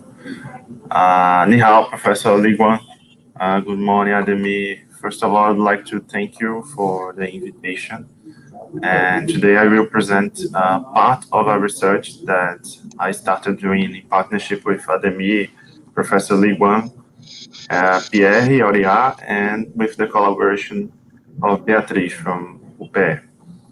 So, as Professor Li Guan brought some numbers, an overview about the issue, and I will bring some numbers specifically about our region, the northeast of Brazil. So we know that in the last decade, Brazil has been trying to, develop its economy naturally, and despite the results below the expectations compared with emerging countries. And one specific issue is the use of renewable energy. I would say that specifically with the leading of with China. So in this scenario, China is one of the main trading partners with Brazil in recent years, as we all know.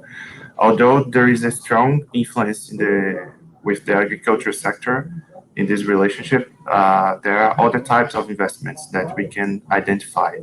Not just investments, but also partnerships that have been developed, such as those related to energy and specifically renewable energy sector. So now we are going to see some numbers and the case of northeast of Brazil. But before that, I would like just to make some points about the context that this issue is part of. Maybe Professor Li Guan has already talked about this, but we have to remember that the development of new emerging economies, mainly the BRIC countries, has rebalanced the global governance and strengthened South-South cooperation. So it's very important that for us to have in mind that this issue is related to South-South cooperation.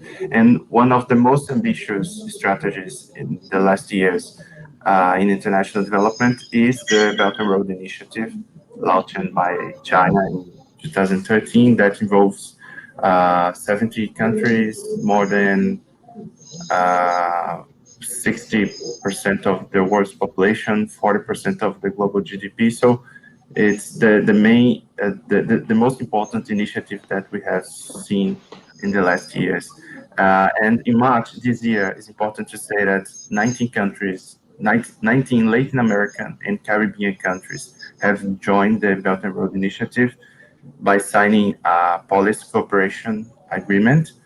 And when we talk about Brazil, as we already know, since 2009, China surpassed the US and the European Union, and Brazil became the largest trade partner since then.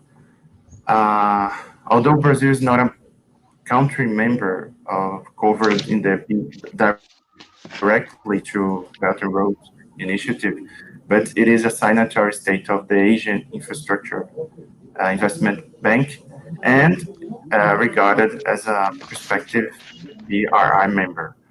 So talking about specifically the energy sector, we know that China is currently one of the world leaders in both not just the production, but also the installation of energy technology, and specifically renewable energy technology. And there are some numbers that it is interesting to see. Like in 2017, renewable energy comprised more than 36% of China's total installed electric power capacity and more than 26% of total power generation. And as we saw in the laws that Professor Li Guan showed us, it is very recent, the legislation and all the laws. And when we see the current 5-year plan, the 13th 5-year plan, 31% of total electric power generation is planned to be from non-fossil energy sources this year in 2020. So this has been a significant achievement since the huge energy demand in China in the last decades. And this has been historically dominated by fossil fuels, especially coal. Between 2000 and 2017, Chinese firms invested approximately 115 billion US dollars in almost 500 overseas power plants with a total generation capacity of 81 gigawatts. And from this huge capacity, 59 gigawatts is generated by the capacity is owned by Chinese companies. So it's interesting to see that the Chinese financing, international financing in the energy sector has only 2.6% focus on renewable energy. But even with this small percentage, China is the main investor in the international scenario. And from this percentage, between the years 2010 and 2018, 12.1% were directed to Latin American countries. And here we have Brazil. When we look to Brazilian situation, the data show us that 82% of the Brazilian electric matrix comes from renewable sources of energy. Mainly the hydro sources, about 63%, followed by wind source, 9%, biomass, 8.8%, and solar power, 1.7%. And northeast region of Brazil is the region with the greatest potential for wind power generation in the country, with more than 90% of the installed capacity, which is equivalent to 25.6 gigawatts. And this is when we look to wind power, and photovoltaic panels are responsible for 56% of generation in the country, or 7.5 gigawatts.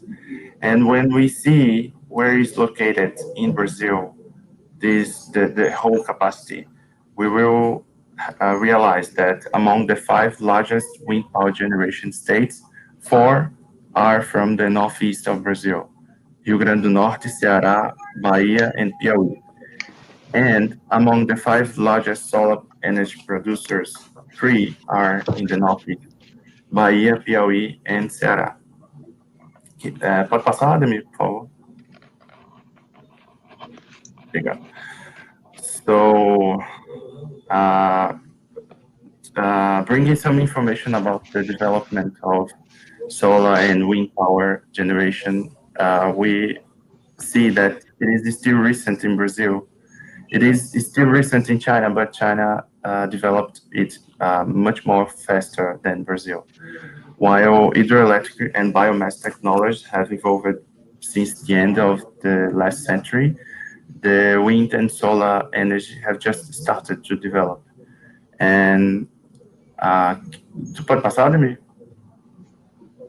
So I would say that the milestone to this development occurred in 2002 with the launch of a program to encourage renewable energy sources by the federal government. After that, this grew in 2009 when the auctions for the creation of plants and the contracting of the supply of this type of energy started to take place after the regulation from ANEL. Different from China, as Professor Li Guan said, we have a special agent, ANEL, that is responsible for the regulation. And the new regulation, the recent ones from 2009 and some others that occurred, helped to develop this specific market of wind and solar power.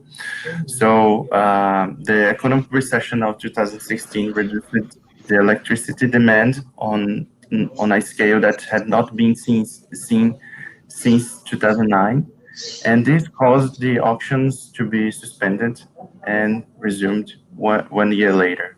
The last main auction was occurred last year in October, and from 43 projects of generation of wind energy contracted in the last auction, all of them was planned for Northeast region. It means more than 1 gigawatt of generation and investments of almost 1 billion of reais. And in solar generation, in the last auction, we had 11 projects contracted, and all of them also in the Northeast region, the states of Rio Grande do Norte, Piauí, and Ceará. So, associated with the fast development of renewable energy technology in the global market, Brazil has been, not so fast, but the scenario has changed since the last years, trying to integrate in the process with the global market. But the financial viability and the expansion of the adoption of this technology were some factors that facilitated the development of this market in Brazil. So just to say what was the first company installed in Brazil, the first Chinese company. When you talk about the companies focusing on renewable energy, it was in 2017. It was announced that the CPFL, that it was from the government of São Paulo, and the largest private group in the Brazilian energy sector now became controlled by the Chinese state grid, which is one of the main companies in China in the energy sector. Besides the state grid, the renewable energy market in Brazil is shared by some of the main foreign companies in the clean energy sector in the world. We can say the Italian Enel, Spanish Solatio and Elecnor, the EDP Renováveis, and the Sino Canadian, the company Canadian Solar, that was bought by the Chinese. And also the Chinese SPIC, CGN, CTG, some Brazilians like Casa dos Ventos and Omega Geração, and even an oil company, British oil company, British Petroleum, BP. So in this scenario, Brazil has been benefited from the rising share of the foreign direct investments from all of those companies, but we can realize that China is one of the main investors in Brazil in this sector. Other important variable to consider is that although some factors related to renewable energy have been open in Brazil in recent years, and not all of them are from China, are Chinese, but most of the photovoltaic panels are imported from companies such as the Chinese Jinko, BYD, GA, and the Canadian Solar. And also the Canadian Solar and BYD, they have already factories in Brazil, in Campinas, São Paulo. So we try to, you can, pode passar, Ademir, por favor? We try to analyze secondary data from the official database and chambers of commerce, including the different Chinese companies' investments in Brazil, and also some data from ANEL. So we will see that a considerable part of, before the renewable energy sector be implemented in Brazil, we see that a considerable part of Chinese investments in the Brazilian energy sector was concentrated, and it still is, on fossil fuels, especially oil and gas, and also hydropower and the energy transmission sector. Just after the new regulation from 2009 from ANEL, is that the Chinese entered in the Brazilian market of renewable sources. So companies such as Sinopec, State Grid, Sinochain, CNOOC, and CNPC have been increasingly approaching the Brazilian market before the market of renewable energies developed. So, and it is also important to say that there are some agreements with the Brazilian government talking about energy. We found out that between 1990 and 2015, 13 international energy acts and agreements were signed between Brazil and China. And just a few of those were related to renewable sources. So in the wind sector, the Sino-Brazilian relationship is built mainly on a commercial basis, and early cooperation between the countries had already faced some challenges, especially with issues of intellectual property rights, that there are some differences in Brazil and in China. And on the other hand, with the recent emergence of the solar energy sector in Brazil, the cooperation with China has just started. It's very recent, as I already said. And as I already also said, most of the panels are still imported from China. But maybe the market is enthusiastic to change it with the new auctions and the new regulations from ANEL.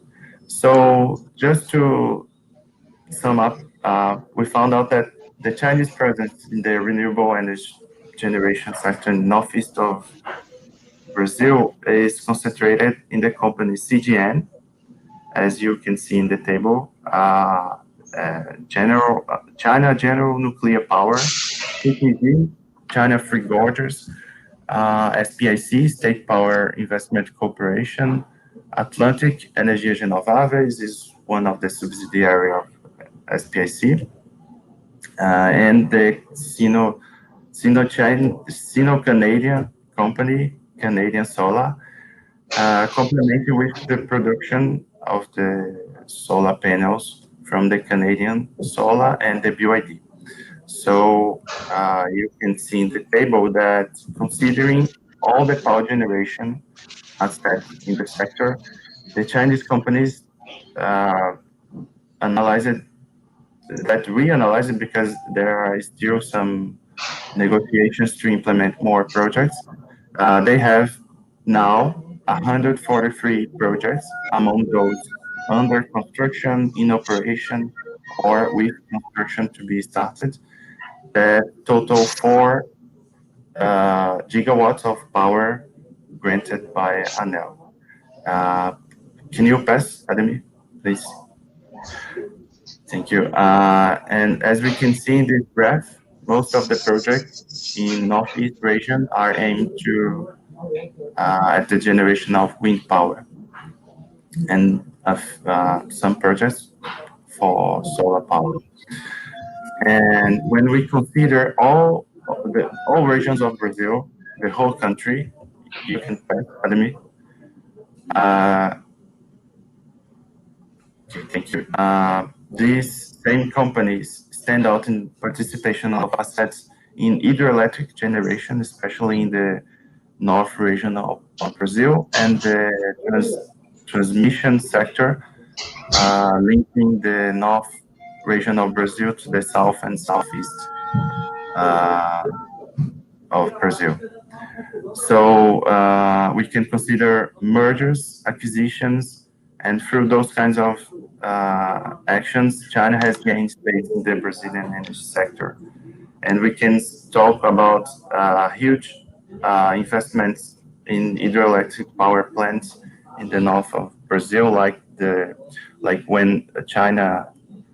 I'm not sure which company did it, but a Chinese company bought a whole power plant, hydroelectric power plant. The name is São Simão in Pará, in the state of Pará, and Santo Antônio in the state of Rondônia. So in total, we identified 219 projects with almost 9 gigawatts generation power. So as we can see, there is an increasingly significant presence of Chinese companies in the Brazilian energy sector, in the markets, in the Brazilian market.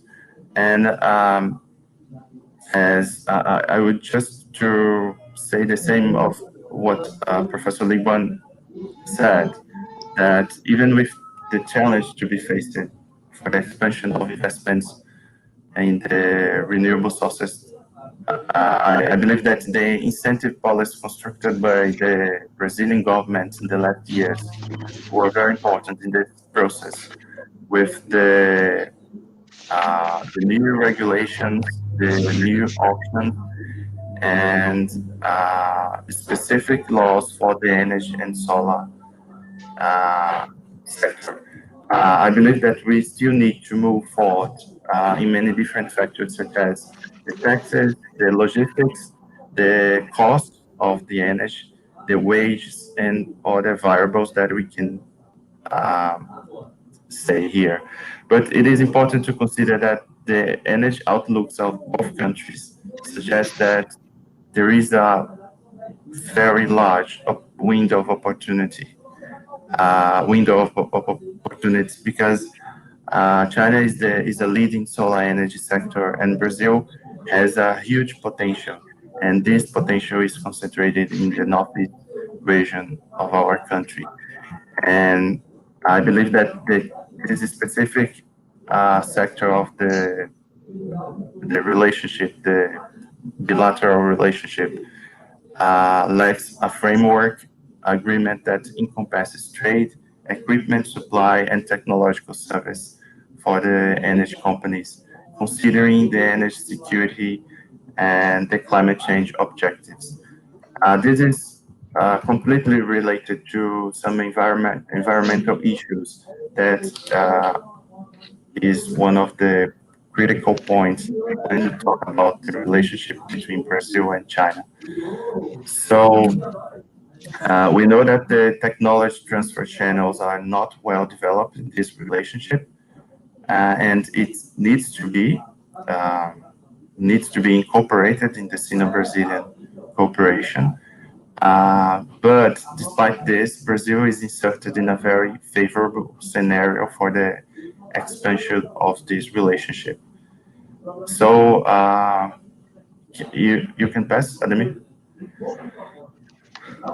So this is just part of our research. This is just an initial effort to better understand the dynamics of Chinese presence in the renewable energy sector, and specifically in the northeast of Brazil.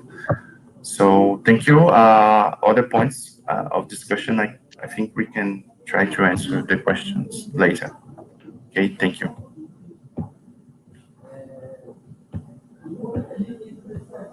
Thank you. Thank you, João. So to add a little more of information before we had a discussion, I would like to present the state of Pernambuco, and specifically the productive chains or the value chains we have in Pernambuco that can be seen as opportunity to South-South cooperation and are very interested in new ways to get energy and to have renewable energy to fuel their activities. So I will share my screen.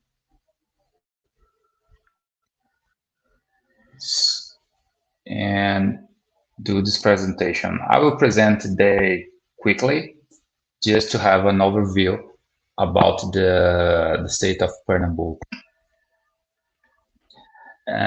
First of all, a few demographics about Pernambuco, so we can have a comparison. We have more than 98,000 square kilometers, and this is where Pernambuco is bigger than Portugal, the European country. And when we compare in China, it's similar to the size of Zhejiang province. And the population in Pernambuco is almost 10 million inhabitants. In China, it's similar to Hainan province or the state of Michigan in USA.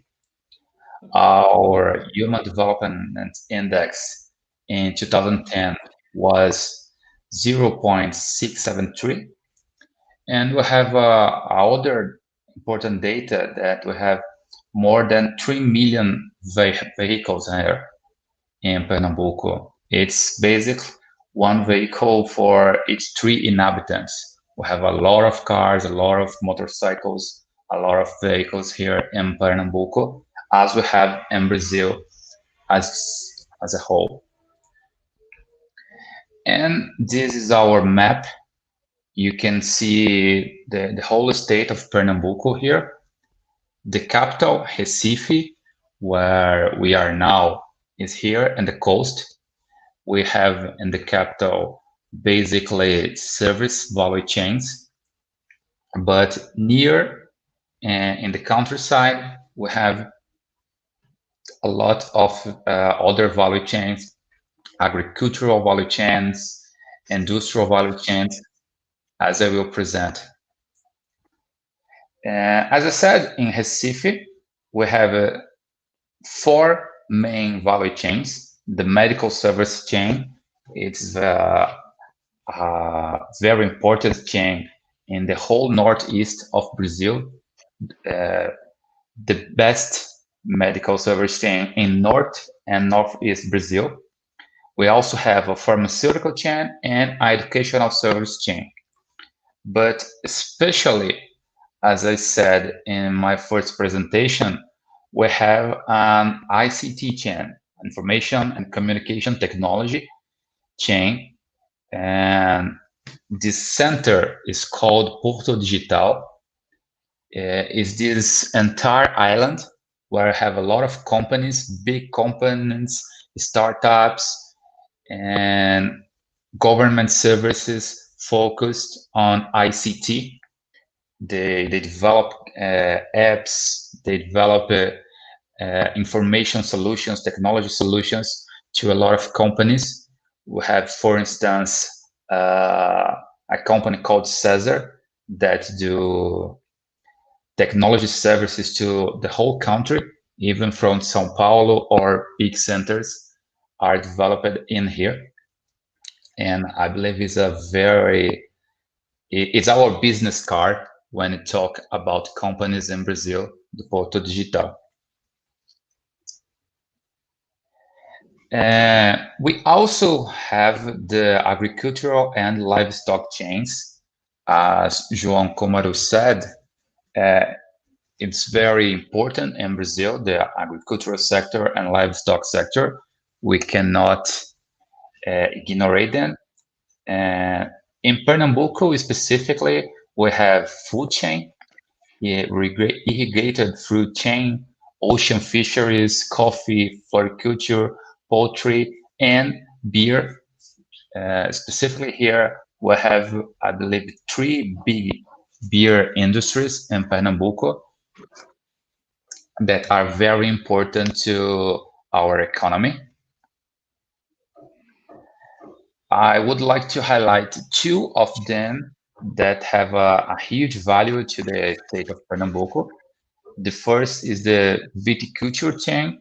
It's in the countryside, especially in Petrolina and surroundings, where we sell wine to other states and even to other countries.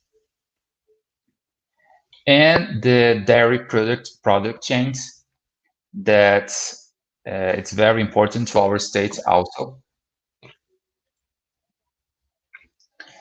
About the industry chains specifically, it's important to highlight the automotive chain. We have a huge factor from Fiat, specifically Jeep, here in Pernambuco, that brings a lot of small companies and other services that must attend this automotive chain. We have a petrochemical chain, near our port of Suape, and it's very developed. And we also have a logistic chain in Pernambuco. One of the most famous, and it's very popular in the Northeast, is the textile and clothing chain. It attends basically the local market, but sells to a broad of states in Northeast and even in other regions of Brazil. And they tried more and more to gain new space inside Brazil and even in the international market. And in the extractivism, we have the plaster chain that is very significant in Brazil. It serves 92% of the gypsum demand by the national market, and it comes from Pernambuco, and holds one of the most important gypsum reserves on the planet. So besides agriculture, livestock, industry, and service, we also have extractivism here in Pernambuco. And I would like to add this productive chains because it's important to know a little more about Pernambuco to highlight possibilities to South-South cooperation, follow the recommendations Professor Liguan presented for us, and João Kumaro also cited. So now I'll finish my presentation and open to questions. If Professor Liguan have any question for us, please feel free to do the question. Yeah. Actually, I like your very interesting presentations. Yeah, so I got more about the northeast part of Brazil. Yeah, and I quite agree with Joe. If my pronunciation is right, is Joe? Joe? Yeah, I don't know how to pronounce that. Yeah, currently we lack a frame. You know, the cooperation lacks a framework. You know, and there's still no developed technology transfer channels. So for the two countries, how the China can export its not only the equipment but the technologies. I think that many years ago, back around 15 years ago, when China imported the wind turbine parts from Europe or from America, they have the similar situations. But that would be a very long negotiation and project by project. You know, some argued with this company and some with other companies. And very important way is to build the country's own capacities, you know, and then later on, how these technologies, you know, can be deployed and diffused in a larger scale. So, which means that I have mentioned a little bit, it would be usefully to divide the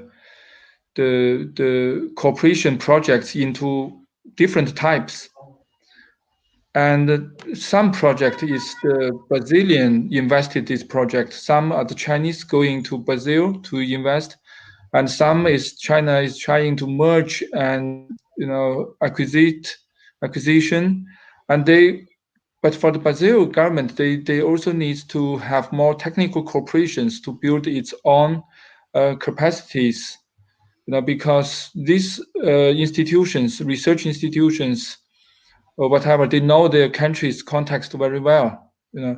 Not too much depends on the foreign experts. Yeah, they need cooperation, but not too much relied on the other part. I think that would be built on a more sustainable way. Yeah. So which means that in the next step of work, our research work, my suggestion is that maybe we can focus on some specific type of cooperation project. For example, the Chinese big companies, the Three Gorges, as I heard that Three Gorges purchased maybe one project or two or three. We can have some case study to compare these cases to see how the difference of that and the precise of this negotiation, to know the stakeholders, what are the federal government of the attitude from the federal government of Brazil, the local government, the Chinese big companies, what's their focus, the prioritized opinions, or the local companies, and say what's the difference.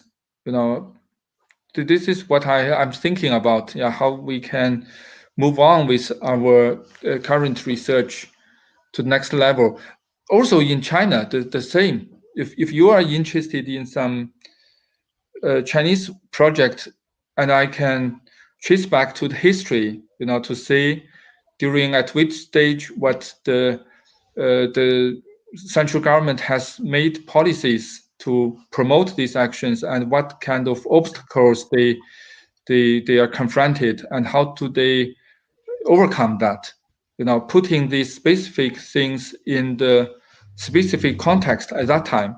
International, local, many different contexts to further our studies. This is what I want to say. Oh, thank you, Professor. Great to hear that. Yes, while you were talking, I was thinking about the same stages that China passed, but it was so fast. Yes, maybe less than 2 decades. Learning with the European countries how to develop the technology, and after that, China became the main exporter and the main investor in technology, just not just inside China, but for the whole world. So yes, I was thinking that, as I said in the presentation, there is a lack of an enforcement to work with transfer of technology, but we can already see some initiatives from the Chinese companies, or some agreements between Brazilian universities and Chinese universities. So maybe there is not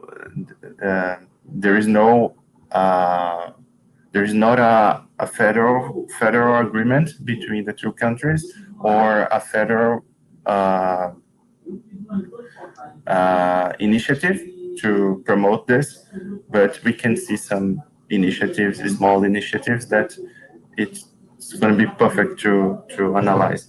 And we have some laws and regulations that the companies that are related to the energy sector, they are obliged to invest in research and development, R&D.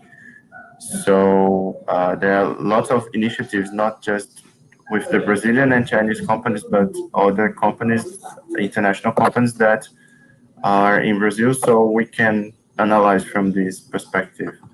And I know that there is a group, work group between the government of China and the Brazilian government there is organized by the Vice President of Brazil and the Vice President of China, called COSBA, and they are talking about this, talking about their cooperation in the environmental area, and maybe from this group we can have a more concise initiative for technological transfer. So this is one possibility, but I loved your idea to research more on this topic, looking for some cases. So thank you for your comments. Thank you. Thank you. Yeah. I think the research we're developing, it's very interesting. Even Brazil is so far from China. So the recent RCEP agreement is focused on Asia-Pacific, and even the Belt and Road Initiative is more focused in Asia, Africa, and Europe. Even in this scenario, Brazil and China have great relationship.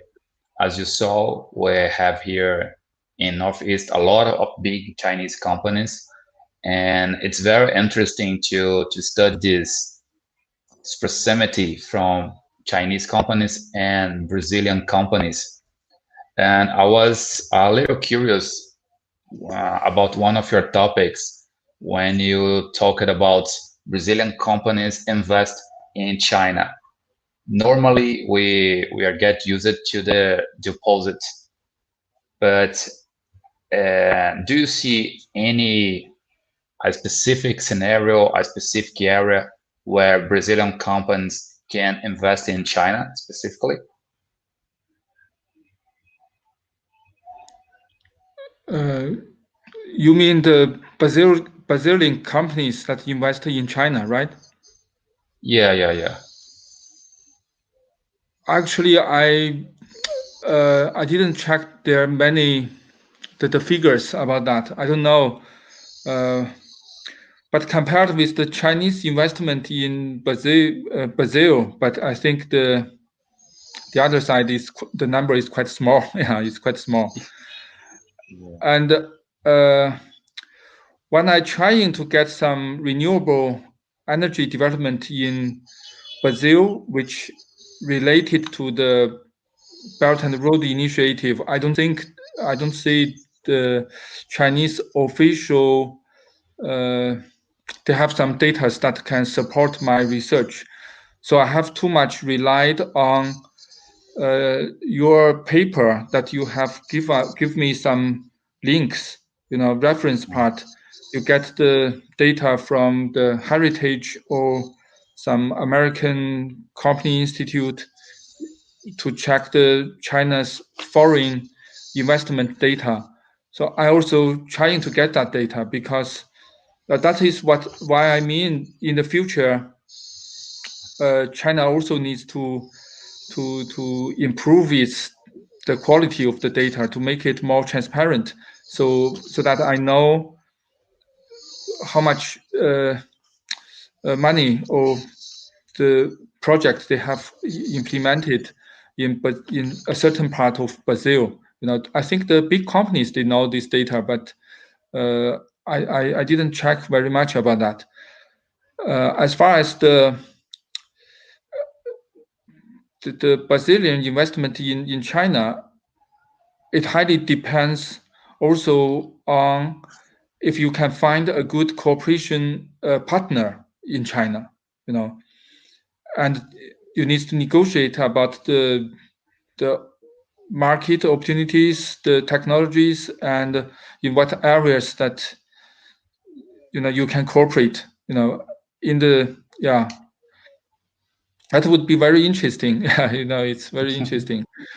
But certainly in the hydropower technologies, I think they already had many corporations, back to maybe 10 or 15 years ago, hydropower or biomass technologies. But in the wind and solar, I think you have more from China, because China is also the biggest manufacturing plants are here, right? Perfect, sir. Mm-hmm. So I think we can finish now. And I would like to thank you very much for availability. Thank you, João Komaru, for the important data and for all the help in the research. It's been very useful to us get so much data.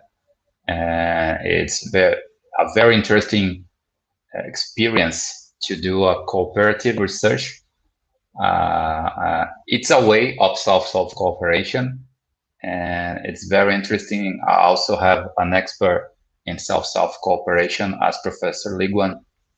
So I'll ask you to João Komaru do your final say, and then Professor Liguan will do its final say. Okay, just to say thank you, Ademi, Xie, Professor Lee. It was an amazing experience, and I hope to continue to develop this kind of research. There are few research in this area, especially when we have this this small look in the northeast region of Brazil. So we have many possibilities. So thank you very much. So thank you both. Yeah, next time maybe we can use Zoom to talk online. Yeah, because I cannot hear you very well. Use Zoom. Yeah, but anyway, thank you very much. Let's continue our cooperation. Okay, thank you very much, you too. Thank you. And we can finish here, and we'll see you soon. We can still continue talking in WeChat. Yeah, we use WeChat. Thank you. Bye bye. Thank you. Bye. Bye. 再见.再见. 再见. Para quem está acompanhando a gente aí no Facebook e no YouTube, agradeço pela atenção, pela participação. Foi um primeiro dia bastante produtivo. Amanhã a gente vai ter a segunda parte. Vai ser em outro link aqui no YouTube também. É só acompanhar. A gente vai ter ainda 2 mesas bem interessantes sobre agricultura, segurança alimentar, e também uma mesa sobre os efeitos da Covid nas cidades e nas universidades, onde a gente vai trocar algumas informações com professores daqui, pesquisadores daqui do Brasil e pesquisadores lá da China. Então, mais uma vez, obrigado a todos, obrigado, João, obrigado a quem está nos acompanhando. Até amanhã.